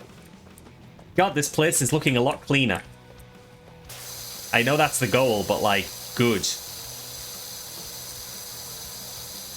The one problem you had with this NFC was your roommate. I do know that you had quite a lot of trouble getting a roommate at all, and you ended up with one that was a bit troublesome, right? Like, requested an extra day, and you had to negotiate with hotel staff to get that extra day, and then they didn't want that extra day after all.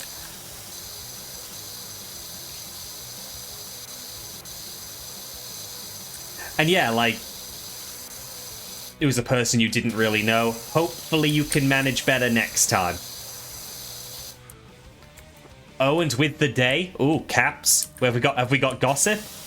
We got news? Spill the tea, Mike. Spill the tea.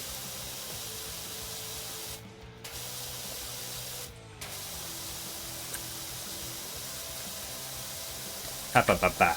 Ha-ba-ba-ba.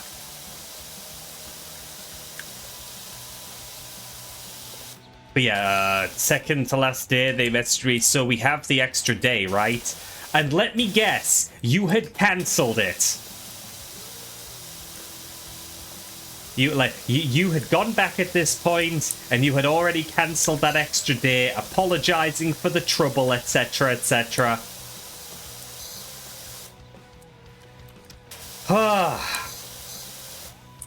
Yeah, I hope you could get someone a lot earlier next time, Mike. You didn't deserve that. But yes, in terms of numbers, the sushi fur community, of which, you know, I am part, many of us are part, was 1 to 2% of the entire convention numbers. There were that many of us. And I'm pretty sure that if you, like, go 1 degree of separation further, and, you know, start including people who weren't a member of the sushi fur community, but were a part of our other communities, we would have been a really big percentage. Like, I'm pretty sure, for example, if you don't mind me using you as an example, Washi. Washi isn't part of the sushi fur community, but Washi is part of this community. So I would consider that a 1 degree of separation.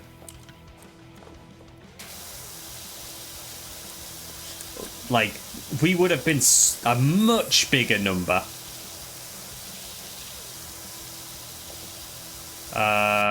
Communication with your roommate wasn't great. One day they just gave you their key card and didn't say why. What the fuck? Sounds like something that needs to be covered, actually.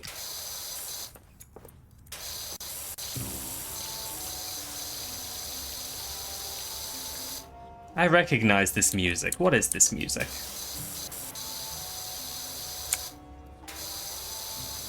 Pinwheel! Okay, thank you.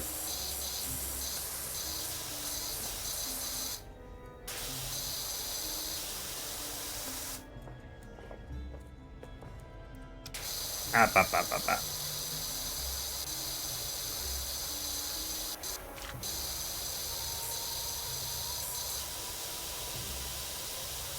Yeah, for anybody who was not at the Mayfair this year, go to the Mayfair. It is not far from the main hotel. It is right next to... Oh my god, I didn't talk about Malmo Chocolate Factory. Right across the street from the Mayfair is Malmo Chocolate Factory. It is this tiny chocolate shop. And they just do this artisanal chocolate that I believe at least some of it they just make in that very building. And it's so good. It is amazing chocolate. They had a furry favorite selection, which was just a pre-boxed selection of their stuff that they plastered an NFC logo onto. If you spent a certain amount, you got a discount. Like, if you spent a certain amount, you got to spin a wheel to get a free goodie. Hi, Picardi. Yeah, I'm alive. I made it. I live, bitch. Just about. You still have the bean to bar chocolate. You haven't dared eat it yet. I didn't get any of that. I should have. I should have. Yeah. The Malmo Chocolate Factory just has amazing chocolate. I got quite a bit of it to take home. I will be rationing that out for a long time.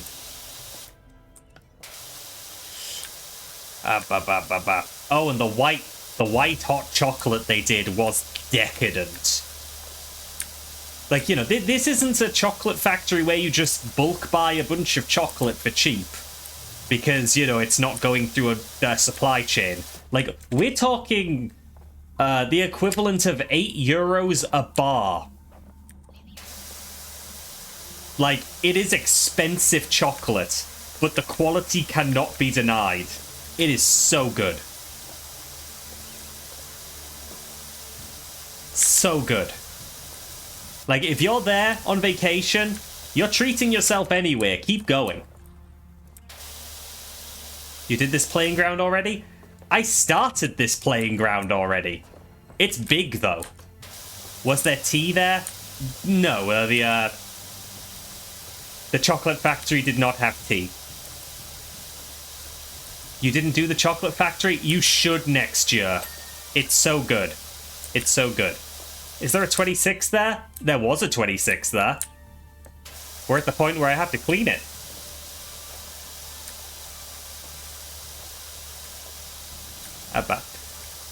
But yeah, see, I'm trying to do this thing with the Mayfair where I advertise it enough that people can go, oh yeah, I heard about this from Azzy, and then they can go there and be like, oh yeah, Azzy was so right, Azzy was so cool, we love Azzy so much, and I can feel very good about myself, but I also don't want to advertise it to the point where I can't get a room.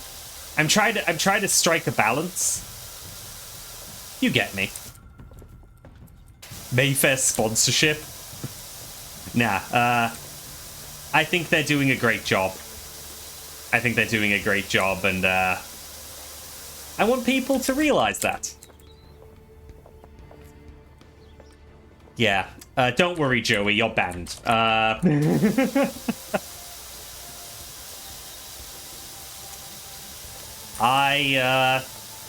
I will be keeping an eye on the booking website for when when next year's dates open up. Karis, welcome in. Hope you are doing well today. We've just been talking about Nordic FuzzCon on account of me Danny being sent 5 back. bits and said, Azzy, show 26 the picture of his shop. He wasn't there earlier. Ignore the part about the emergency passport. Whoops. Oh god, it started again. Okay, we'll go the other way. Is the Mayfair on the NFC hotel list? It is not, no. But it is only 5 minutes away. But it also means that most people aren't aware it exists somehow, and that's crazy. Let's see. Where's the 26 shop? Oh, now I'm hungry again. Where's the 26 shop? I mean, 26 has already seen it, but there it is. There's the 26 shop. No. Anyway. Yeah, several of us took photos of it and then all sent it to 26 in different places.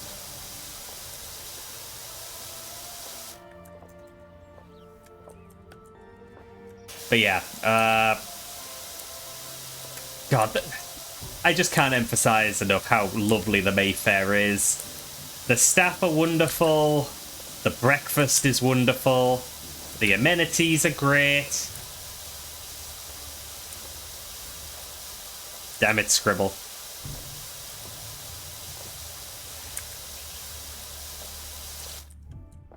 Just like...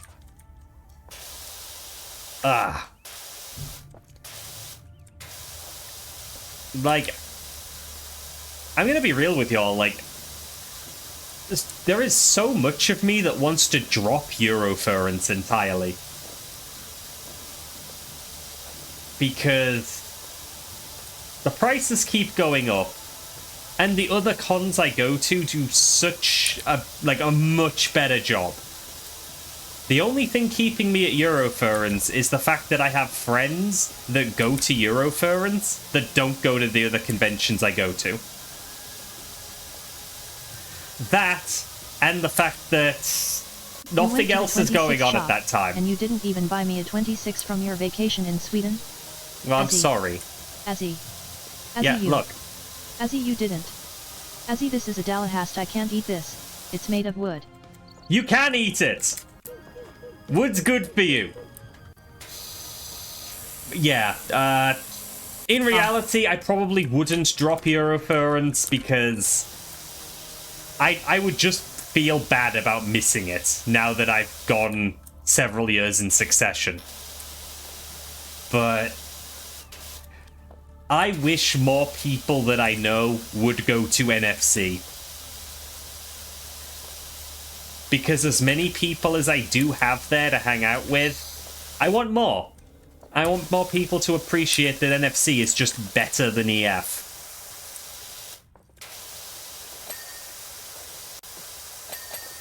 Oh, satisfying.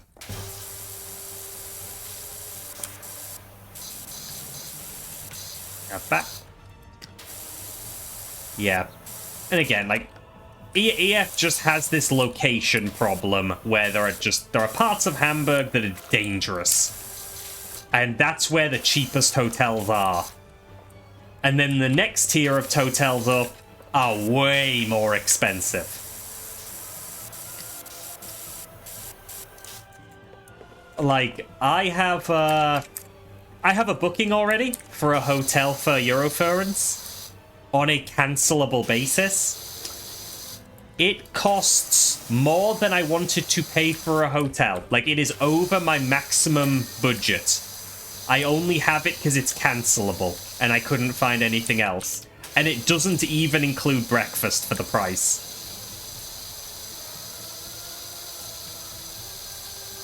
It's obscene. But it's also the cheapest place I could find that wasn't in an area full of, people doing drugs in the streets. So, yeah. Again, this is me talking about Eurofurence, not NFC. NFC's amazing. The location is great. Not a bad thing to say about it.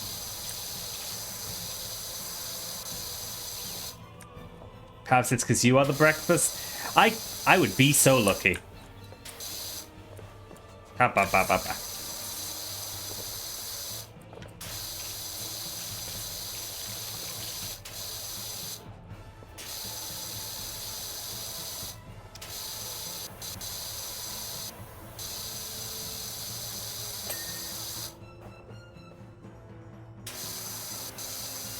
Oh, this game's so relaxing, but also I'm so worked up over the negatives in this conversation. Oh, that return trip home is haunting my thoughts. That one's gonna take a while to fade. That has left some damage.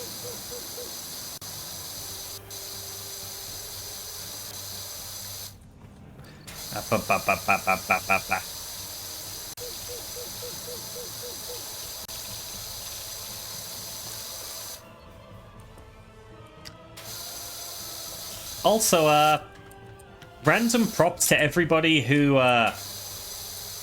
saw all of the Guilty Gear Strive being played and then decided to give it a go themselves and now wants to get Guilty Gear Strive or has already gotten Guilty Gear Strive.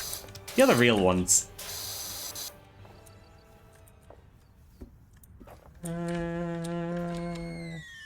Yeah, basically got it all.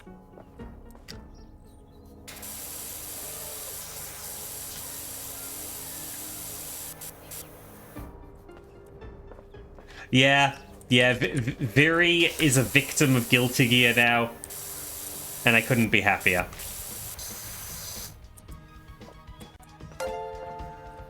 Soul Bad Guy. Why are we shouting out Soul Bad Guy? You're between like 3 characters. Oh, who was the third one again? Viri.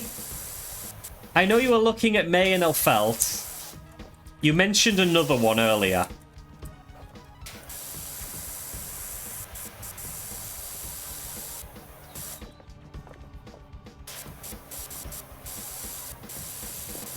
Giovanna, that's right. Viri didn't like your Potemkin? Yeah, I don't like fighting Potemkin either. Potemkin is very much a character of, oh, I got to touch you, your health bar has vanished.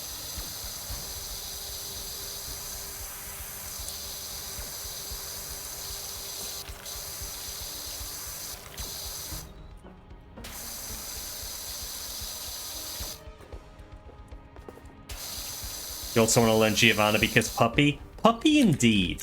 Puppy is good reason.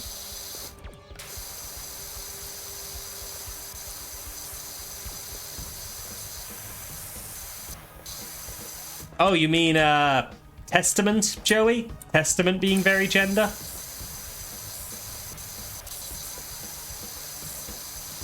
I really like Testament.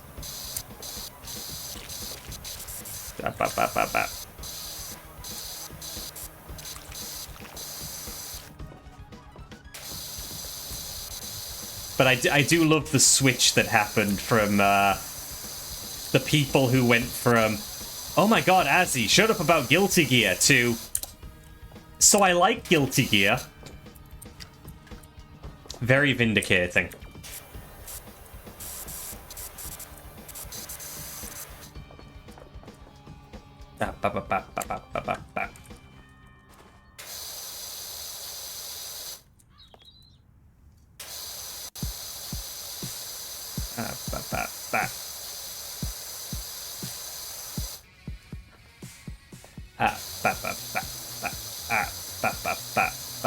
Putting the controller down after 4 consecutive matches against Bal. Fuck, I like this.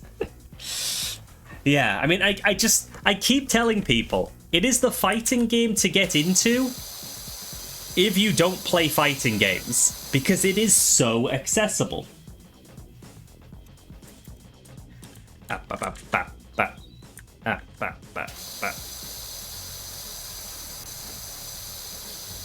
It's like, if you've ever thought, I wish I could play fighting games, it is your chance to start.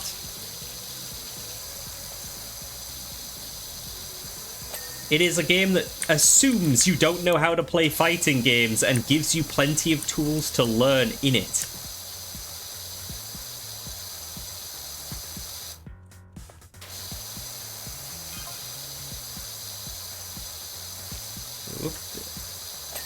Oh, there we go.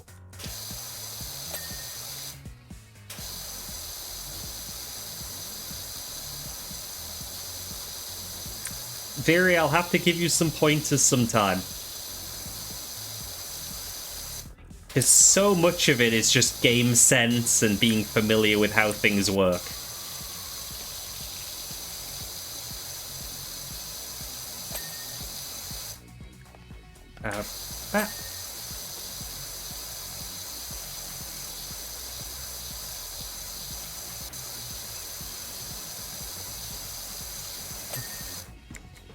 Yeah, and like, goddamn, I was playing with Scribble just the other day, Scribble being one of the people who taught me how to play.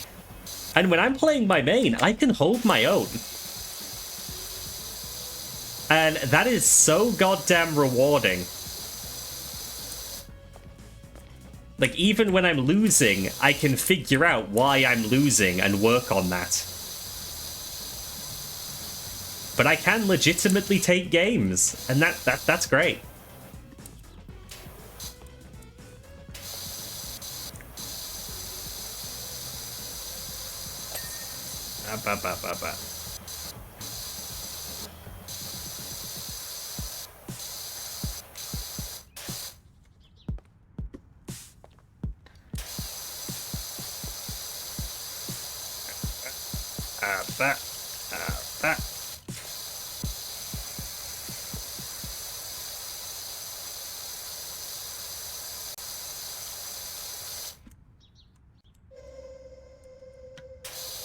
Was it in my favor, Scribble? I thought that was in your favor.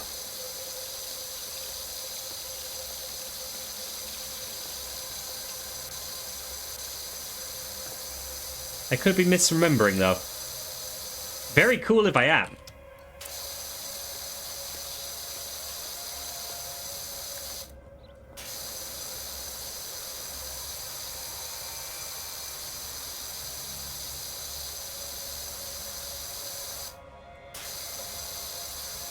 Clean. You remember clearly? Oh, well, shit, cool. I played the video game good.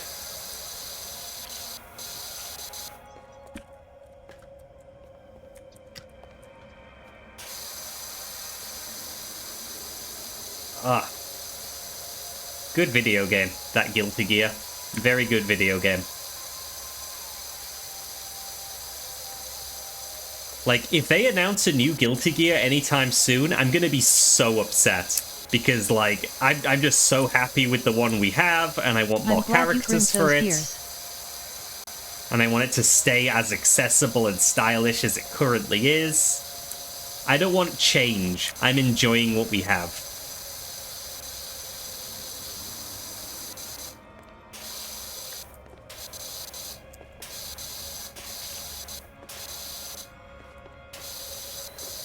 I think I need a ladder.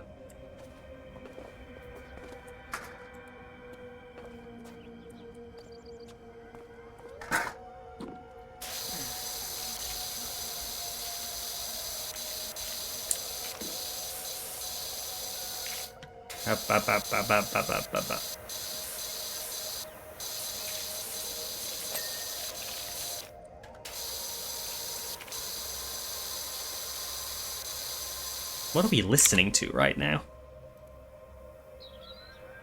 Huh, part of the Hades soundtrack.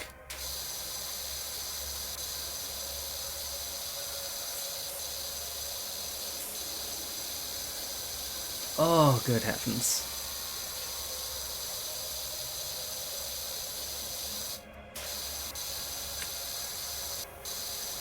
Now, the PowerWash is perfect for just throwing the playlist on. And I did add some music to it. There were some deep discounts on the soundtracks of Inscription and In Sound Mind. So those soundtracks are in here now.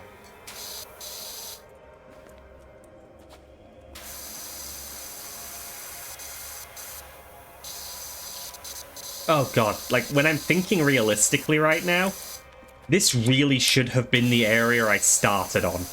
Because, like, this would be dirty water dripping down onto the areas I've already cleaned. I know that's not how it works, but, like, realistically.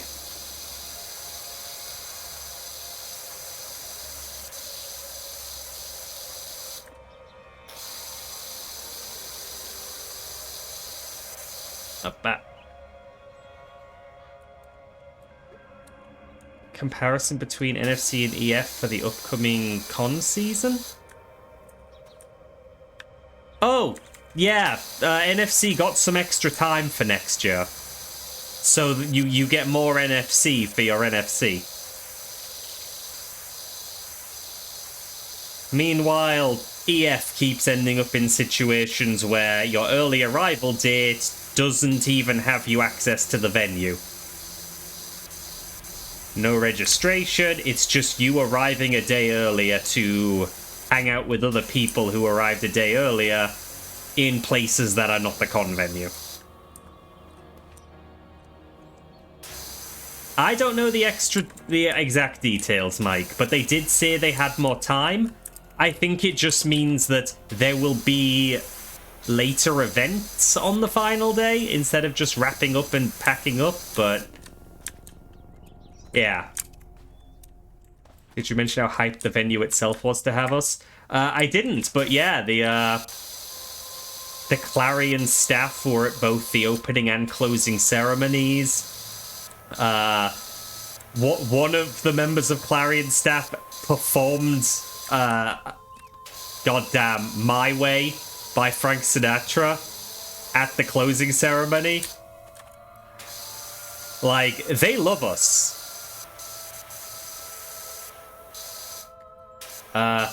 Oh, shit! This was a just me thing.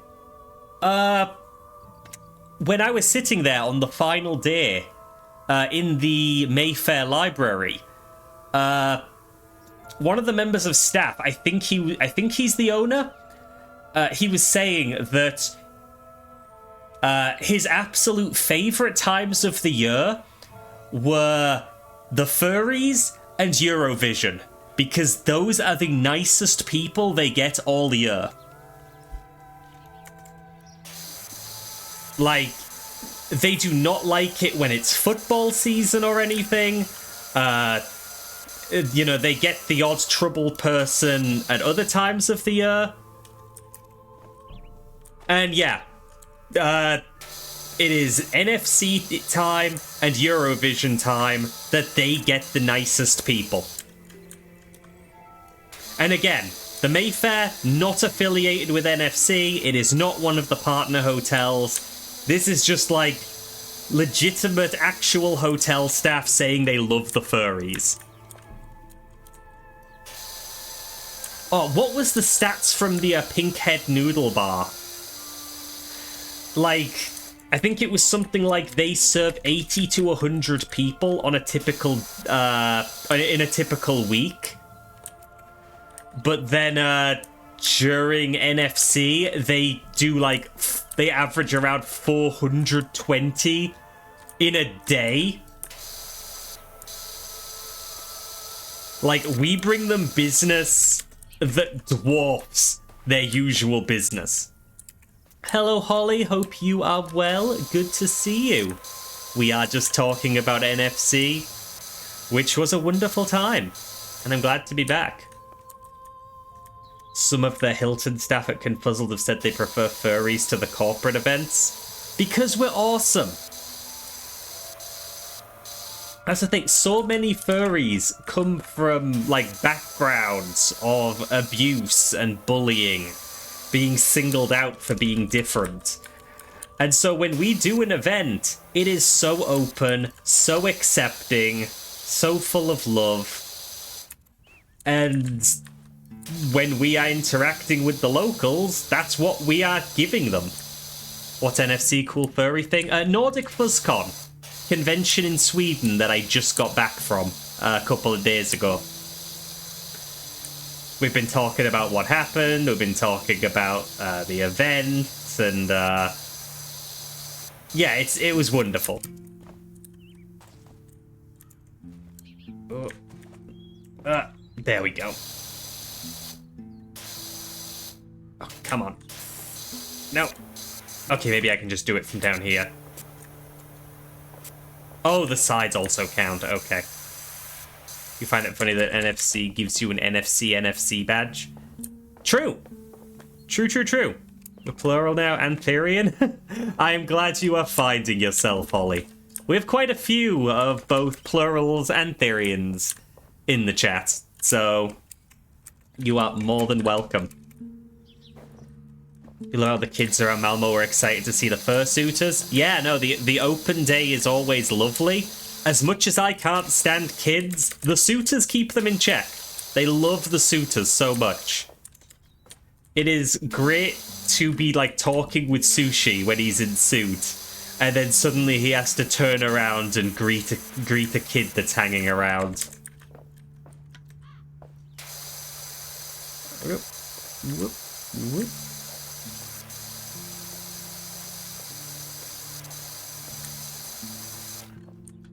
Yeah, it is. I am thankful to the people who can tolerate kids enough to provide that experience to them, and if only to show the parents that we're a cool community, you know? Because it's the parents that would have the preconceived biases, not the kids. Oh, and yeah, Sushi did have to be careful lest a child perish at the hands of his tail. What a big bapper. That dragon has such a big tail.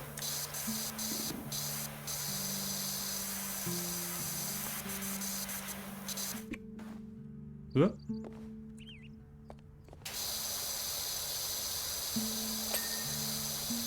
What a way to go. Dragon tail.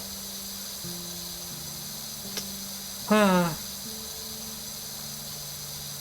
Oh, whoa, whoa, whoa, whoa, whoa, whoa, whoa, whoa.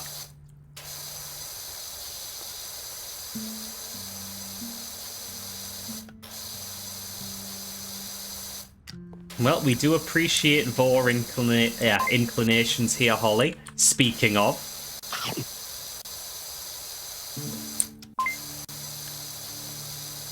Let's see you bunny hop your way out of my belly. Oh, bye, Jag.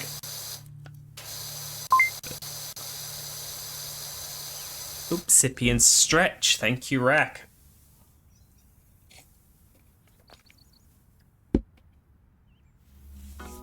Oh, big stretch. Oh. Something partially related to NFC I really appreciated was Ednam. Because Ednam and I arranged to bring tea to each other from our local favourite tea places. And the tea that I picked out was amazing. And she brought me some of her favourite coffee as well.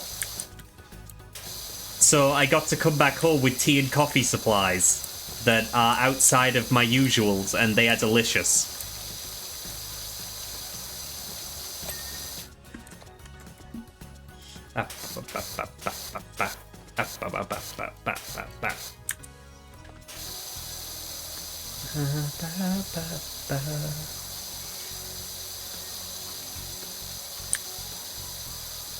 There we go. Oh, there's so much to clean. Ooh.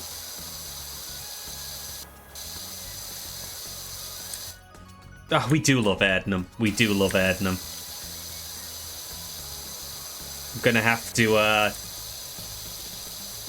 because I only planned on the tea, didn't expect the coffee, so next year I am going to have to bring us some of my favourite coffee.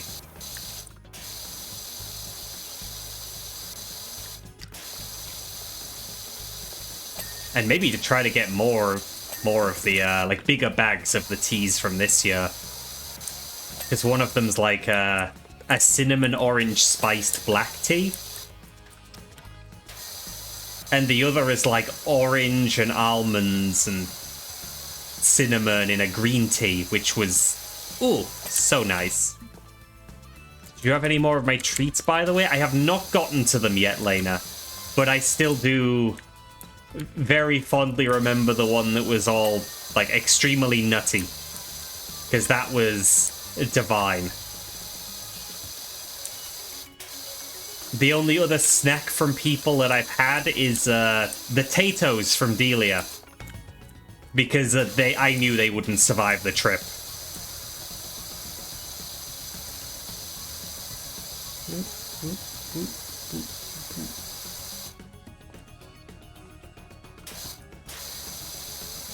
Yeah, Delia, being Irish, brought like a full-on cardboard box of Tatoes, which are like apparently the first ever flavored potato chip. And yeah, they were tasty. They were just damn good crisps. You have some candies from Felix. Yeah, I have candies from Lena. Is everything I have left from Lena? I still have the cookies from Mike. In fact,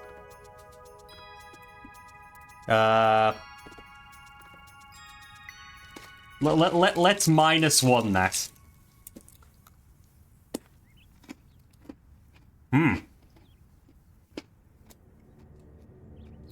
Tastes like me.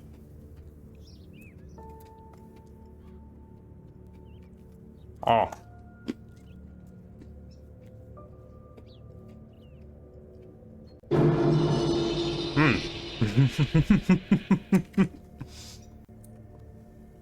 They are bigger than they look. They are bigger than they look.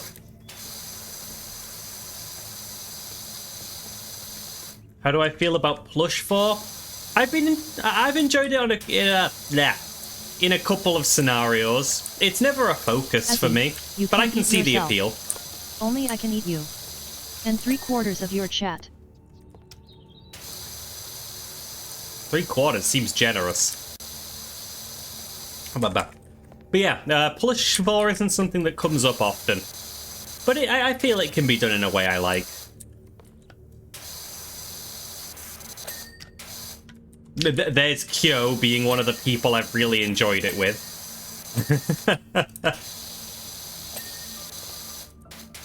Now I only have my boyfriend left to eat. I do in fact still have the Breen cookie.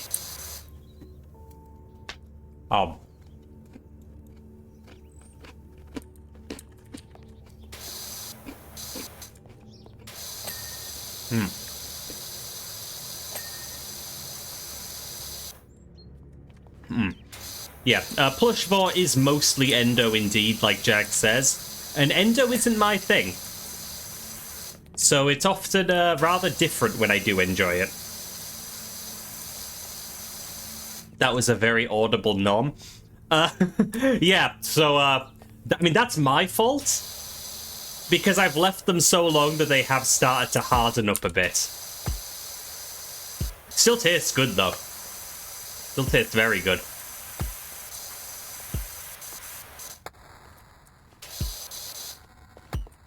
Whoop.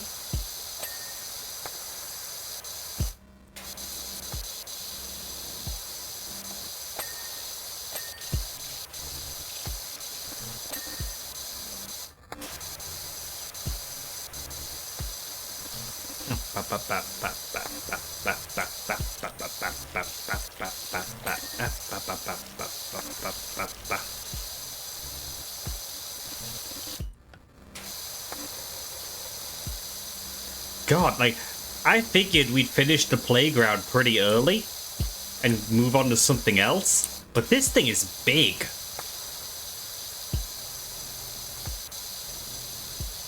You ate your cookie in a call with Mike so he could know that it was in fact consumed. I feel like I've just one-upped you in that regard. They are now 27 days old. They're holding up really well. What the fuck?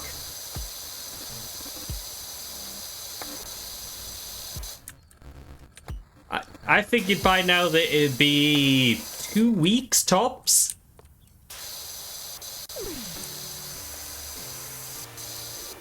Oh, and now 26 is upset.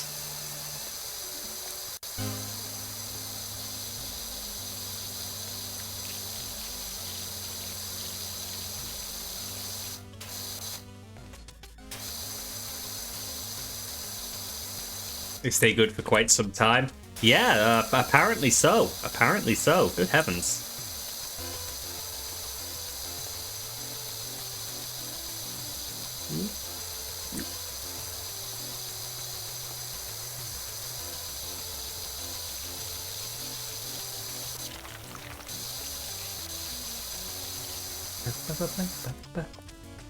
Both cookies now consumed? What the fuck, Viri? That was quick.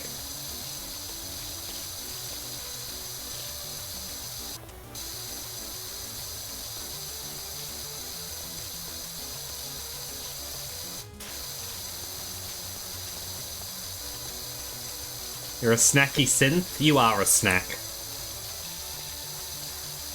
Oh, what? Oh, what?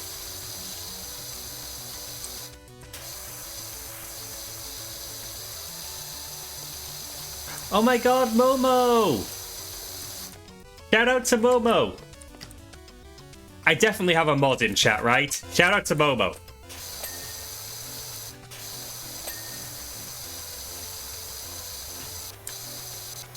There we go. Follow Momo. Momo is a great streamer and a fellow member of Team Fluffy, and one of the people that offered to accommodate me when I was stuck in Amsterdam. We do love this Momo. Even if the help ended up unnecessary because of the whole expediting of the emergency passport. But the offer was there. That's huge. stuck in the nether. True, true. There were so many ghasts. So many. Ba ba ba ba ba. Do you know how hard it is to find obsidian at an airport? Couldn't repair the portal.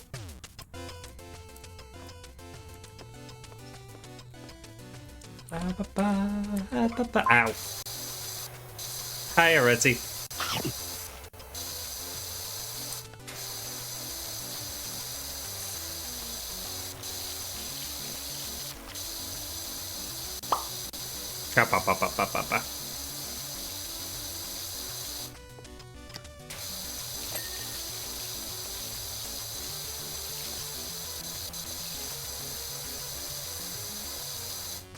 Yeah, no, like, honestly, Viri, I was just amazed that, I had options, you know? Like, the fact that I can have people who are being realistic about their circumstances and not being able to help me, like, that should have been, like, a huge deal. Like, oh, no, I don't know anyone who could help me.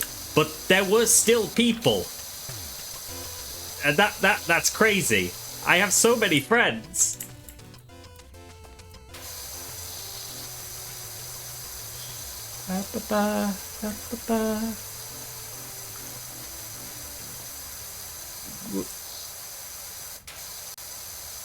There we go. Yeah, Momo, we've talked about the whole story. It was a lot. Meow, meow. Meow. MRRP. Meow, meow, meow. Mew. That was a surprisingly good purr.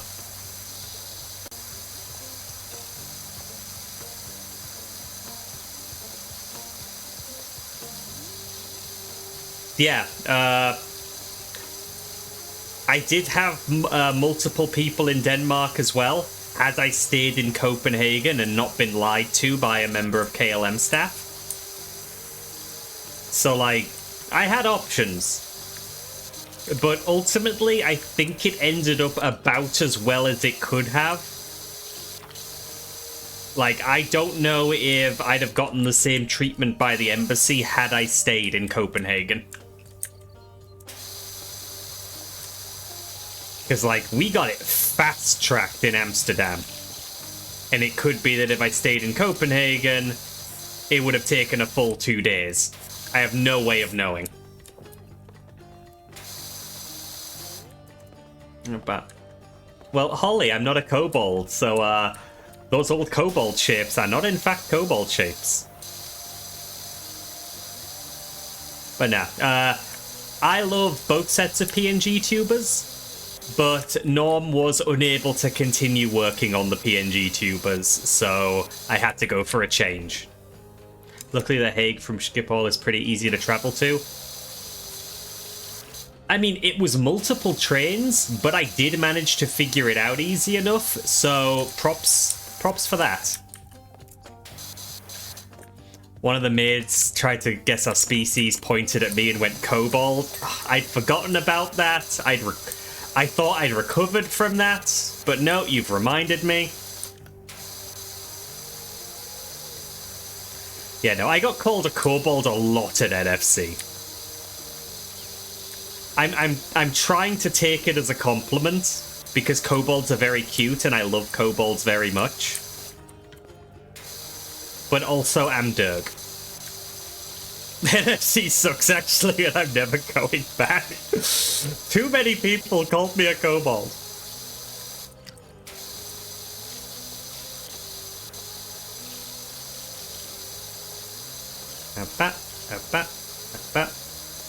Yeah, people call me a kobold a lot. It is very common. Azzy. Drachen Mix Extra just brought 2 friends in. Oh, there's somebody I got to meet at NFC. Hi, Draken. How was your stream? How was Skyrim today? I hope you had a good time. To be fair, I'm very kobold-coded. That just means I'm cute. I'm gonna take that and run with it. I'm just cute.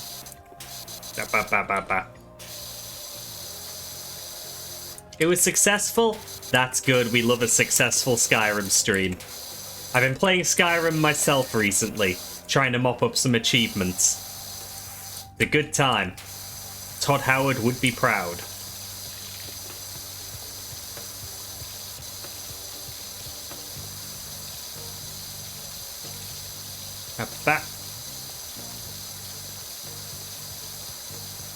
And you know, in some regards, on the dragon versus kobold thing, in some regards I do prefer kobolds. I think kobolds make better preds than dragons. There, I said it. I'll own it.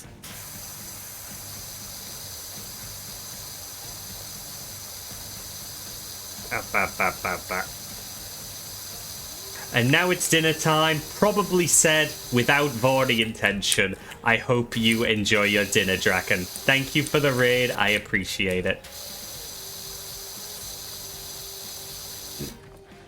Oh my gosh. Like, the fact that this system is like 3 of these little houses, like, it keeps throwing me, because I keep feeling, oh, I've done this part already. No, I haven't. I did one of the other parts already.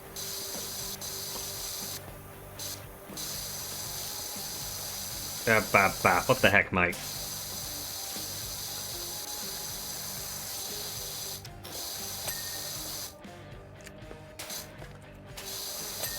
Yeah, oh God, I am very excited for show and tell for future streams, because I got so much cool stuff, and were I not trying to keep it for show and tell, I would be spoiling it.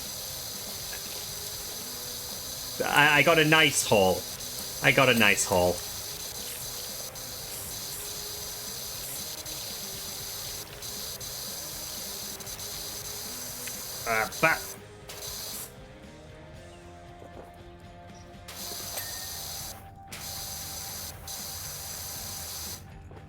Okay, that's this.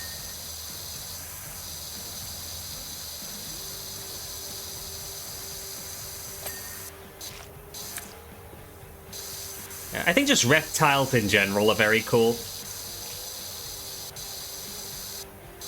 Can't go wrong with a reptile.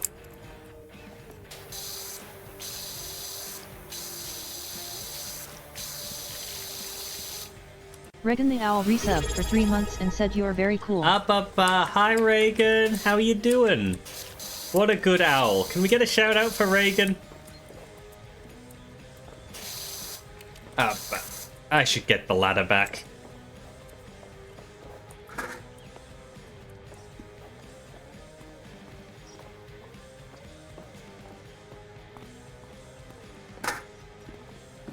You're doing well, very happy it's Friday. I'm glad you are happy it's Friday. Days mean nothing to me right now. I am back at work on Monday though, but for now, I'm just in a period of recovering from con crud and trying to get back into the swing of things. Go follow Reagan. Reagan's a very good owl and a fellow member of Team Fluffy. We love him very much. How was The Thing? The Thing was very good. The return from The Thing was not good. We have been discussing it all at length. Because there's a lot to cover.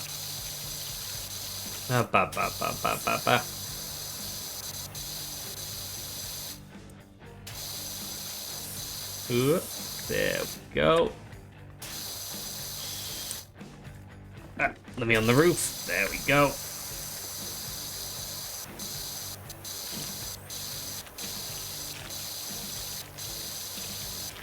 Whoop.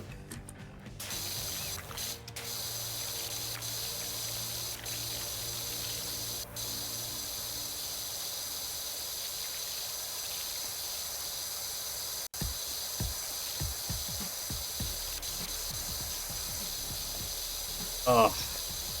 I am finishing this playground, even if we have to go past, if we have to go overtime to do it. Let me up. This playground is my nightmare right now. It just keeps going. I swear there's somebody behind me, like, mucking things up after I've cleaned it.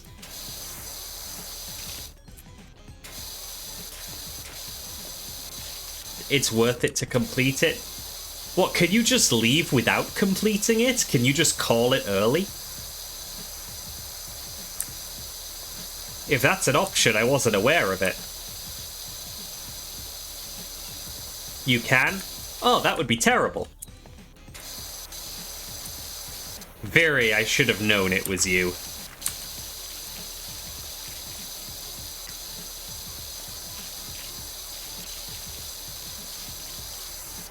Ah.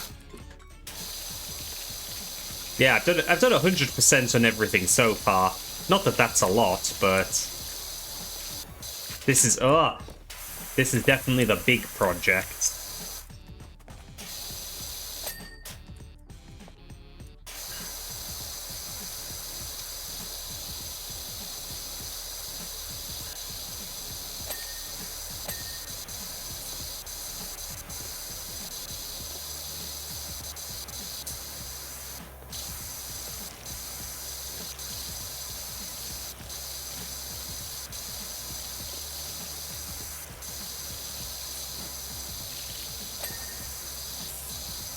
Oh my gosh. We haven't got the little display about being close to stuff yet, though. Like the little display saying, oh, these are the last things you need to do. That's when I'll know we're in the real endgame. There's kitchen gun, but what about playground gun, right? Where's slide grenade?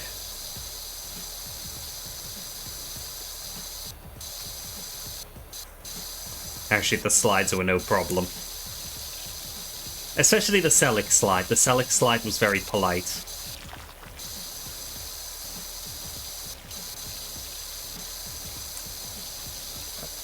But.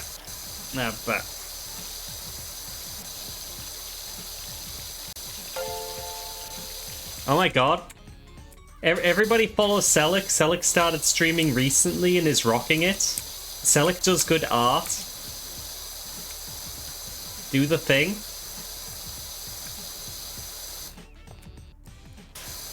Oh, and FF5 as well. Yeah, I haven't been watching the FF5 because I'm yet to play it myself. But yeah, art and games. What's not to love? PowerWash crowd control. How many points to put random dirty in a previously clean surface? Oh, that sounds like hell, actually. Streamer trying to out-clean chat? It would never, ever be successful.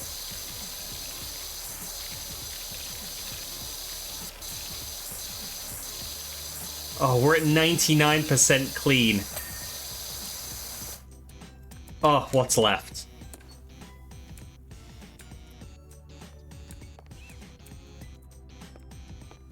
What's left? It must be down here. Aha!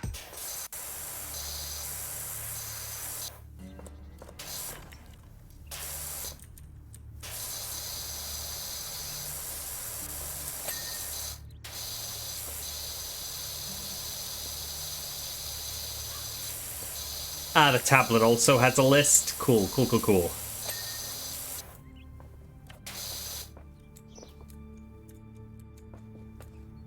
I'll just do a quick visual glance around first, though. It has to be with these, though.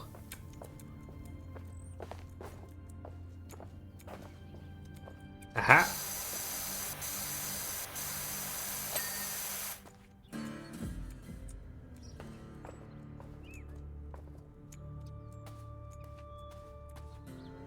Yeah, 26, the show and tell happened already. But I'll do it again because we had a bit of a slow start with the viewers. I have a feeling everyone's playing Monster Hunter Wilds. But the show and tell was the gold sponsor tea set that I got for spending a little extra money on my registration. It is a lovely little teapot with a lacquered bamboo handle and a lovely lid and a built-in infuser basket. Thank you for the sippy. Ooh, Naya. Easy to digest. Hi, Naya. And a couple of lovely little teacups featuring the con mascots. Is that a functional teapot? It is, Mox. It is a functional teapot. I used it at the con. I had little tea parties in the hotel room with the loose leaf that I brought. You can't silence me when I'm on the camera. Yeah, these are, like, this is a great teapot. I love it. And again, this was just a sponsor award. They really outdid themselves with it. I am very fond of it. And away it goes. Like, in future, when I'm doing a longer stream, I will just be bringing a teapot to my desk and refilling my tea that way. Just making sure... Okay, now they won't roll. Oh my god, to have a furry tea party. It was lovely. That looks like a cozy robe. It's cold in my room, so yeah, I am wearing a big fluffy gown. Holly, all I can do is wish you the best of luck with continuing to find yourself. Those rocks aren't dirty. Okay. I left the camera on. Thank you.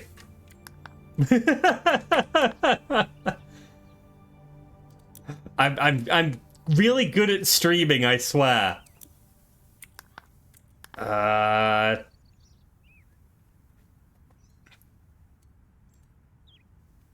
Lower tower walls.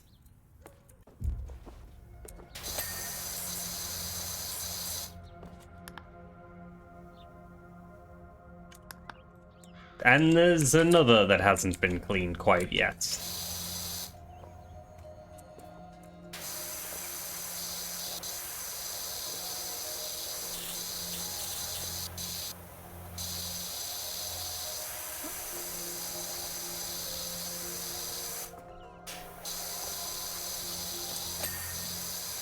There we go. And maybe this one as well.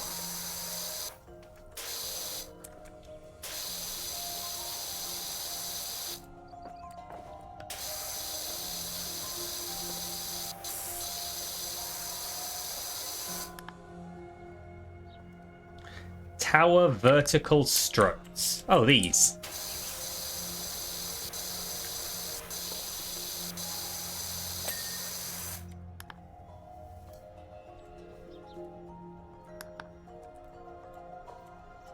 Oh.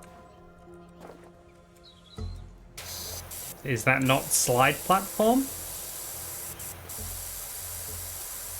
New air fryer is great. Kept bugging sushi with all the stuff you were making on it while you were all gone. I like the idea that Sushi's NFC was partially being at NFC, partially responding to Mox's air fryer pics. Those were the two things that Sushi got to do. Oh, it's that.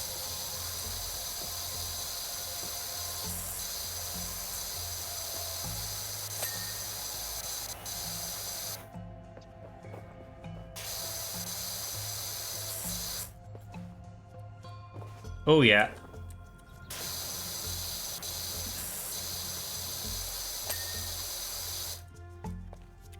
Then... small bridge floor.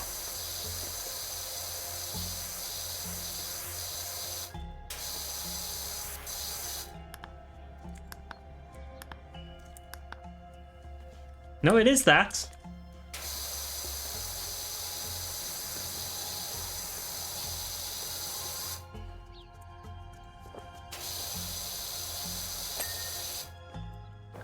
And climbing pole guard.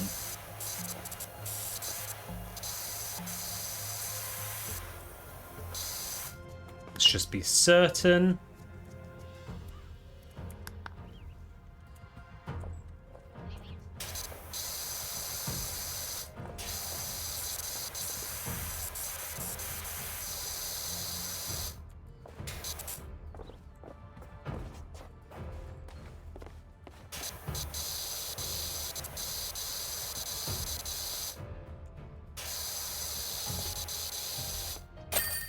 Got it.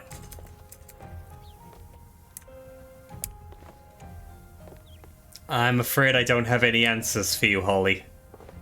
I am not plural myself, and probably can't offer any worthwhile advice. Thank you for the stretch, Jason. Oh! Big job.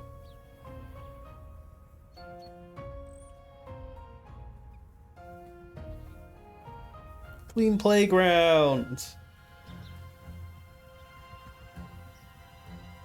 Ugh. What's the next job? Either a detached house or a golf cart.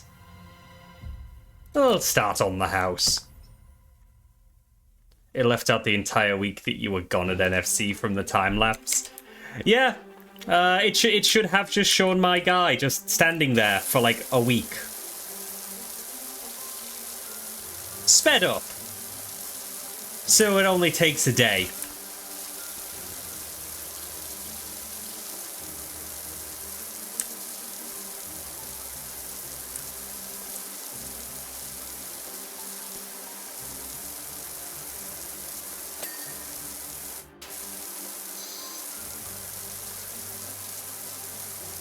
Only records moments of cleaning. Well, it should show me standing still while I'm at NFC. I'm contacting the developers. I want my standing around to be represented.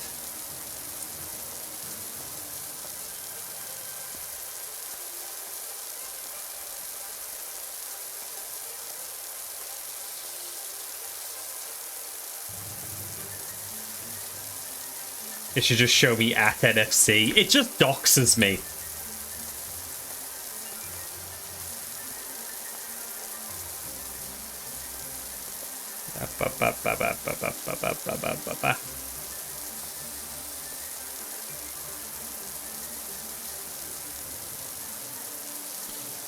Just shows me sitting in my home. Oh no.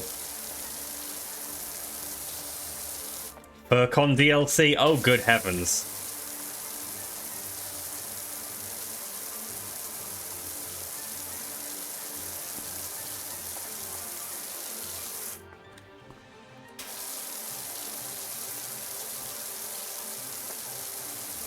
Show me cleaning up the AD dealer's den. Oh, God, no.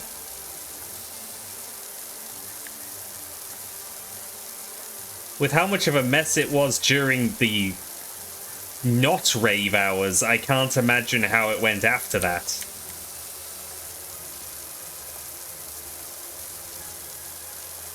Time-lapse is a satisfying feature. It is. It is. I also like the before and after shots in House Flipper. It's just a shame that you have to own a specific DLC for those to happen. What is an ADD den? DD. It's an After Dark Dealer's Den 26. NFC tried to have one for the first time and they fucked it up very badly.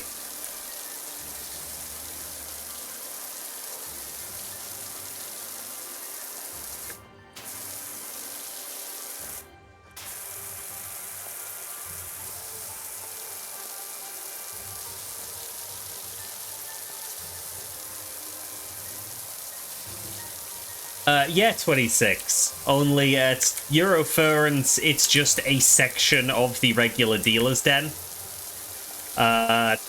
NFC had its own, basically an event dedicated to it, with its own room, but it was also mixed with other AD activities, and it was a disaster.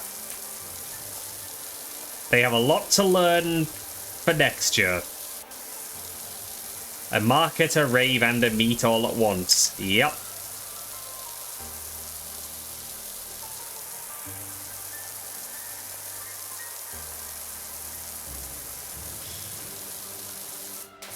Yeah. I was pushed and shoved by a lot of people in latex, pup gear, onesies. I was not there for a mosh pit. I was there for a retail experience. I was there to participate in commerce. But Yeah, it was a mosh pit. It sucked.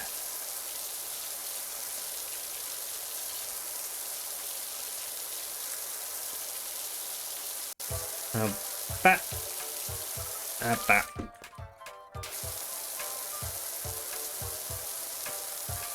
And yeah, 70 to 80% of the tables there were for one niche kink. And I imagine people who are into that are going to get a lot of flack, even though it's not their fault. The planning was just not there. There was no actual variety.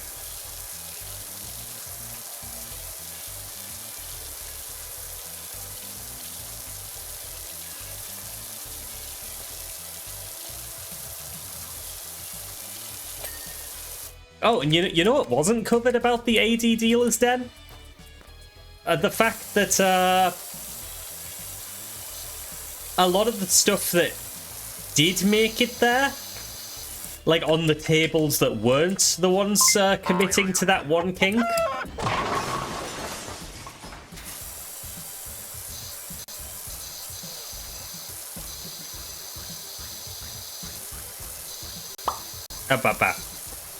Yeah, as I was saying, the ones that weren't committing to that niche, a lot of them were just selling stuff that they were selling in the regular dealer's den. Just, you know, with a warning label on it before you look into a binder. Or a little curtain. So it really was a case that the majority of the unique stuff was just catering to one kink in a very big community.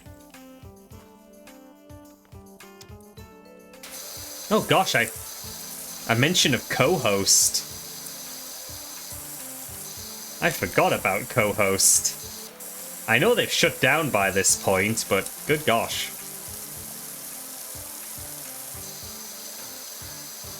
That is a sad case of a site that did not last.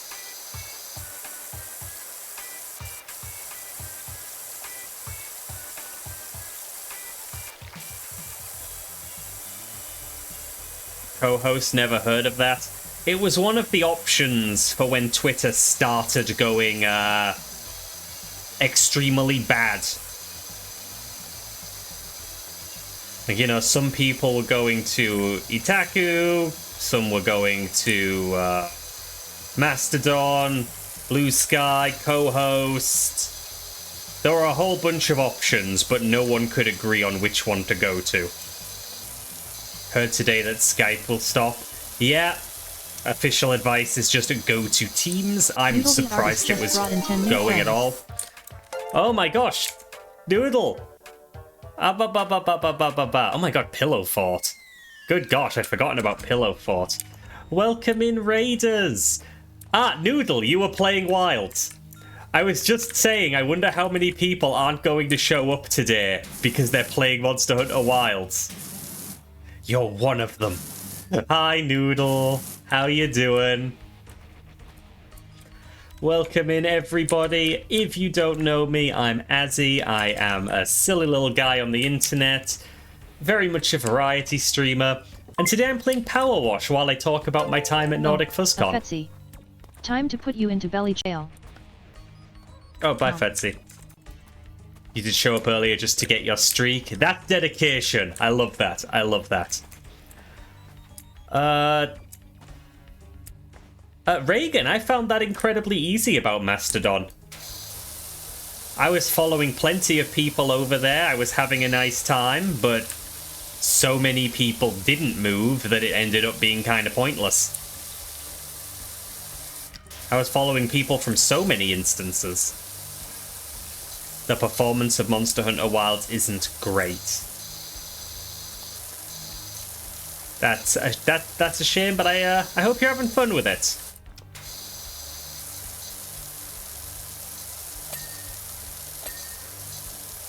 Oop.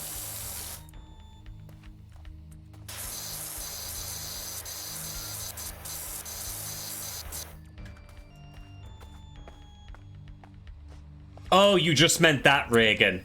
Okay, I guess I just didn't consider that much of an issue. That was a thing, though, yes. Not sure how long I'll be going.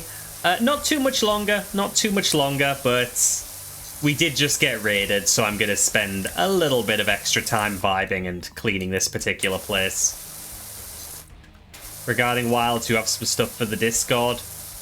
Yeah, I have a feeling a lot of stuff on my server is going to be Wilds related for a while. Not because I'm playing it, but because everybody else is. But yeah. Ultimately, I feel that in terms of wide adoption, Mastodon has already lost to Blue Sky. It didn't really stand a chance. I mean, I was pretty anti-Blue Sky until Jack Dorsey left. And at that point, I was like, okay, I'll join everyone else then.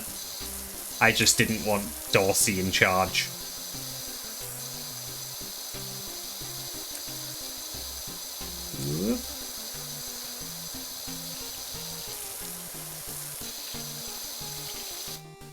But when he leaves because things were too nice for him, that's a pretty good sign.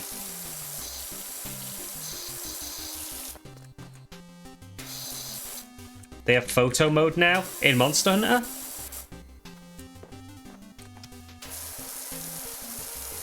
Can I take photos of cute monsters? Like, it's not a game I'm going to get regardless.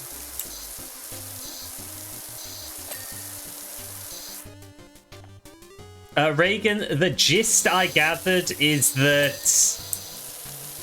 in so many words, Blue Sky, as it was taking off, wasn't enough like Musk's Twitter. Which felt weird.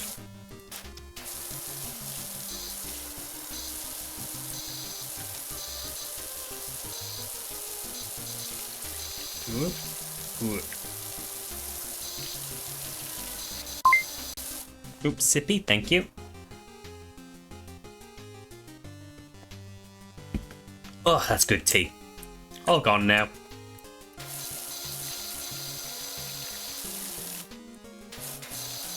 You don't know what any Monster Hunter monsters are called? There are a lot of them. There are a lot of them.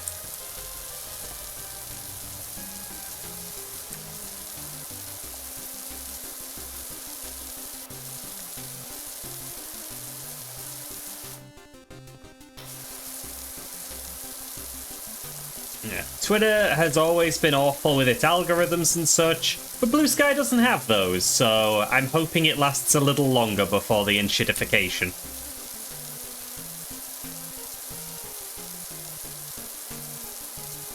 Yeah, we do have little spiky paw prints here. Spiky has mucked the place up a bit.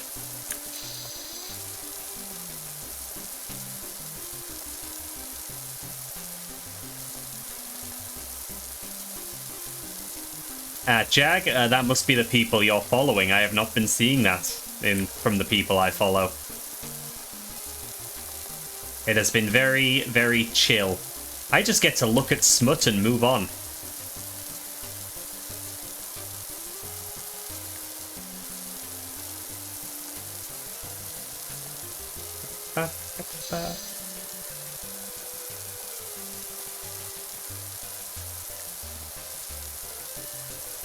You look at the people you followed like feed? Oh, yeah, no, I don't look at likes.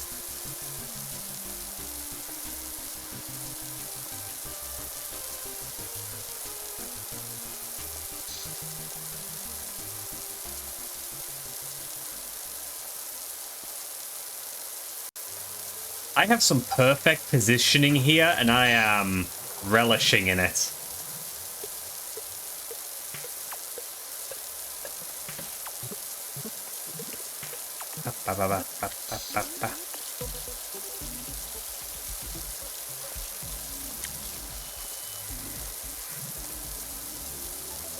Yeah, like, if you follow me on Blue Sky on my streaming account, most of what you see is going to be me posting a schedule each week. if you follow my AD account, most of what you see is going to be an occasional post going, wow, I need to get eaten more, or something to that effect.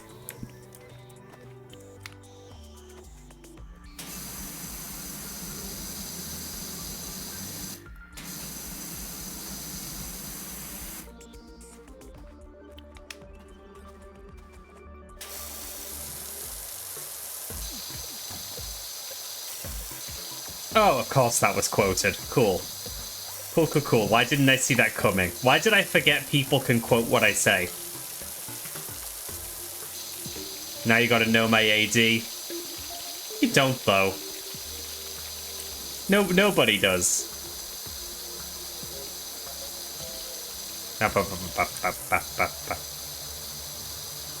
Does anyone play VR chat here?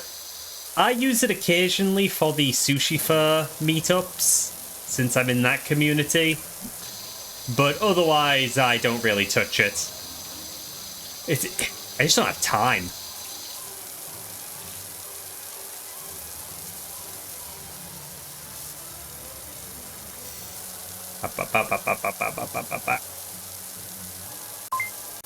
Welcome aboard. Noodle, what the heck?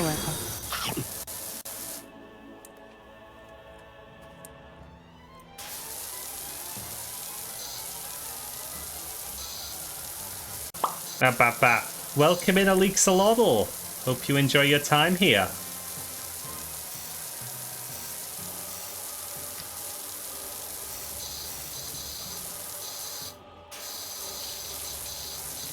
Are these steps all one object?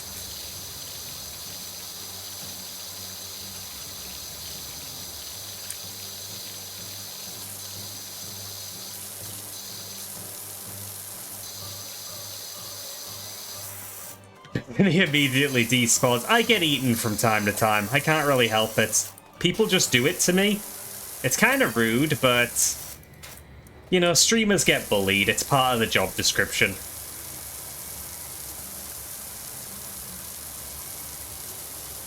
It's happy to have you regardless of being eaten at the same time you join.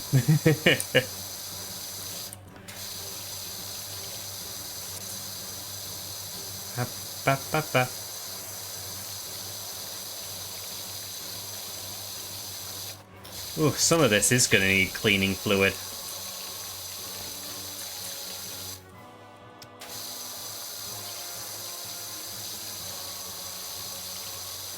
Well, Reagan, I will remind you that eventually we will have openings for new custom redeems. It'll be quite a while, but it will happen. Oh, thank you for the sippy scribble.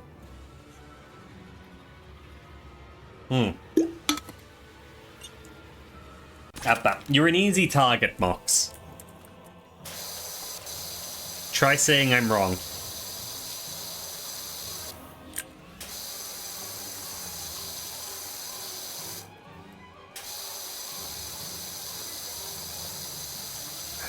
Well, Reagan, you're not obligated to do anything.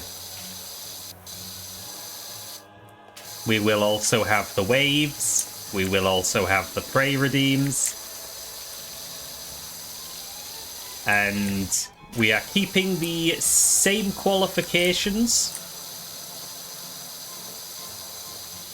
Being VIPs, moderators, 6-month subscribers. But then I'm also taking a leaf out of Flicky's book and also making all members of Team Fluffy eligible.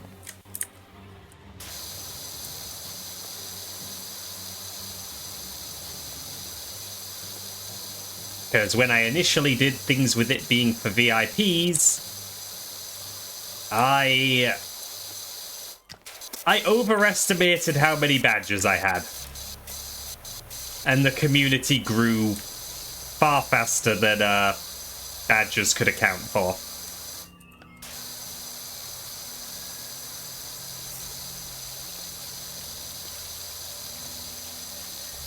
Oh, and yeah, no, Mike is correct.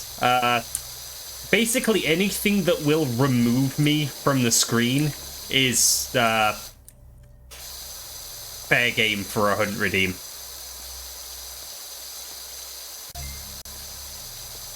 I'm basically just limited by what Mix It Up is capable of. Hi, Marks.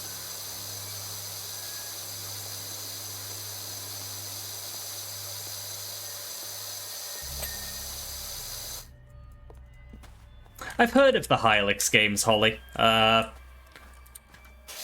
If I remember right, they're RPGs, so those tend to be a bit long for me to play, but I've definitely seen them around. They look very funky and psychedelic.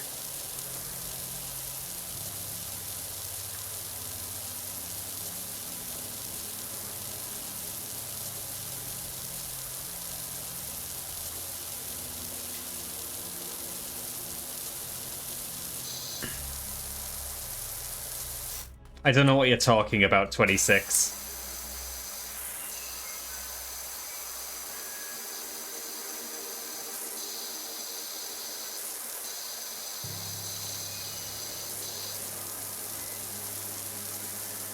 Got optional stuff, but it's not super long.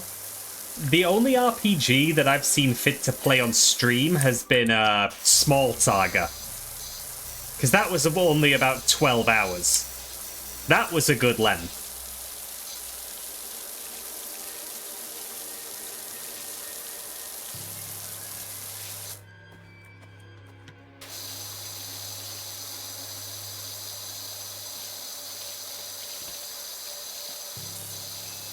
Yeah. Yeah, if it's around that length, it's something I can look into for future. I do tend to be pretty thorough with my games, so it will depend on how much extra stuff it has.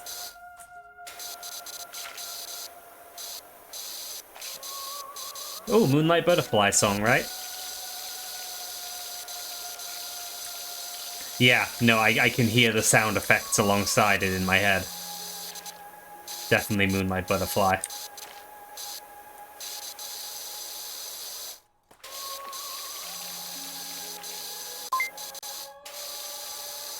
Hey Izzy, I found your boyfriend. Oh, Breen, you almost made it. Nom.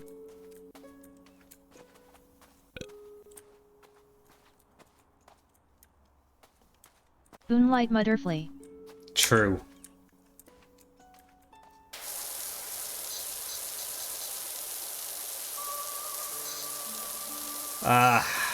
God, this game's chill. I'm glad we started PowerWash.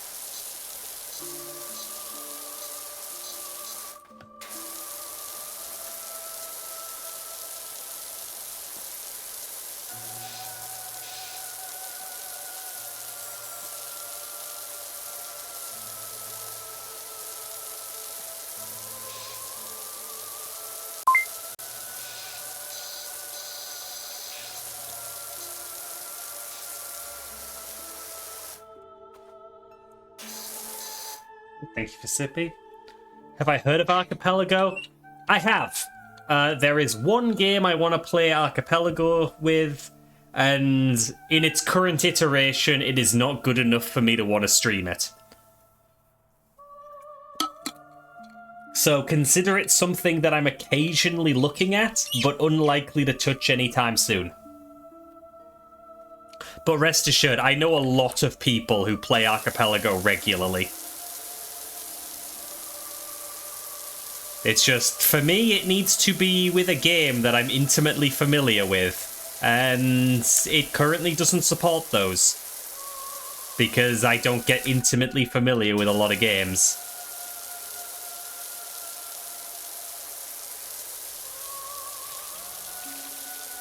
Because, you know, I'm one of those people where I don't like to mod something unless I've already played it to death. And I haven't played many games to death. There's just not enough time in the day.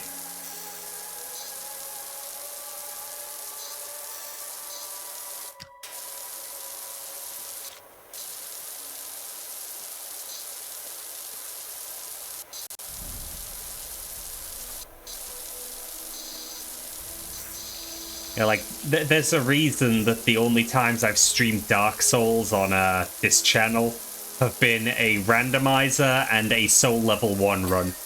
Because playing normally, played it to death. You know, 100%ed the base game and the... or rather, the original release and the remaster. I played so much Dark Souls, and I love it, but now the only way to get anything out of it is to mod it or do challenge runs. I don't think I could justify just streaming a regular run of it.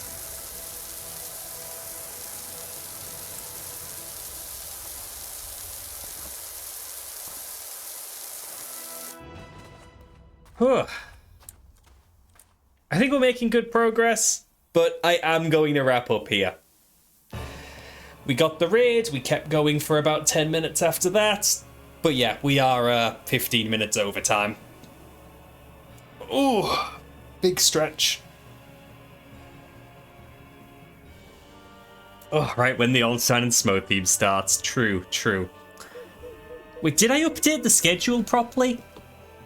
I did! We have a schedule! Oh, I'm glad I remembered that. I've been very tired. Thank you to my moderators for helping out today. Thank you to Alex Alodl for following. Thank you to Annie Breen, Tarze, Scribble, Grayscale, Kyo, Mateo, Mike, Dar, Rack, Reagan, Rex, and...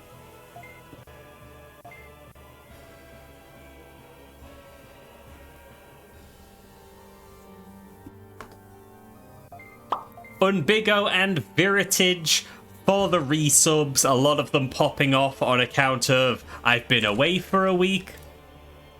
Let's let this scroll around again so I can thank everyone else. Thank you to Drayson and Joey and Danny and Sunio and Mox for the bits. Thank you to Draken and Noodle for the raids. And thank you to Dar for the incredibly generous £50 donation through Coffee. Oh, and just thank you to everybody who has been here, whether you've been in chat or lurking. I appreciate y'all lots. Right. We have a lot of people streaming right now. Good God. Most of them are playing Monster Hunter Wilds. But a lot of people are going to be avoiding spoilers for Wilds because they want to play it themselves. So I am going to raid into Tarbal, who is currently apparently about to play some Mario 64. I don't think anyone's avoiding spoilers for Mario 64. Sorry if you are. Be ready to post ababababa emotes if you have access to them in Tarbal's chat. Or just text if you don't have the emote. I will see y'all tomorrow and Sunday for my last minute dip into this month's Steam Next Fest. I've got some demos to download. Love you all lots. Take care of yourselves.